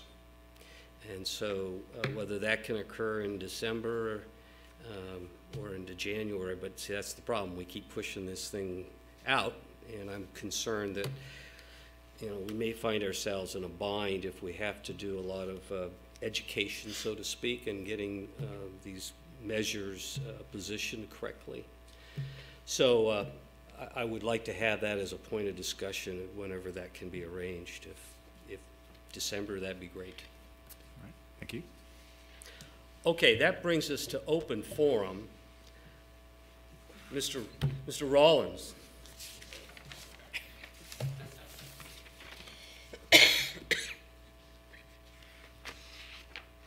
In my theme for tonight, one of the things that I wanted to request the City Council do is, rather a meeting or a couple meetings ago, they approved to pay $3,000 a month to a company to seek out various different grants and things like that.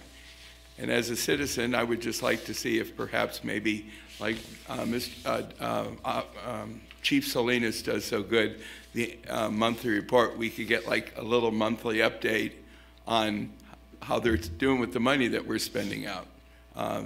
It seemed like a good idea, but I'd like to hopefully that it progresses and does something really good. That's about it. Excellent, excellent suggestion. And while we're on that, I meant to bring this up in the course of Mr. Salinas's chief's report. This was a part of the League of California Cities Conference. They specifically highlighted a grant program for cities such as us that are kind of out in front of the crowd and forging new territory and the like. And that may be an avenue to look at, particularly with some of the items that you have on your wish list that you discussed earlier today. So if you could pass that on to the group. Sure. But I think Mr. Rollins' point is right on. You know, we should have a regular update. Yeah, they usually do that for all their clients, and we can just put that on the agenda on a monthly basis so we can track whether they're producing for us or not. Great. I have no other speaker cards unless you want to rush up to the podium. With that, I will adjourn to our next regular meeting, December 4th.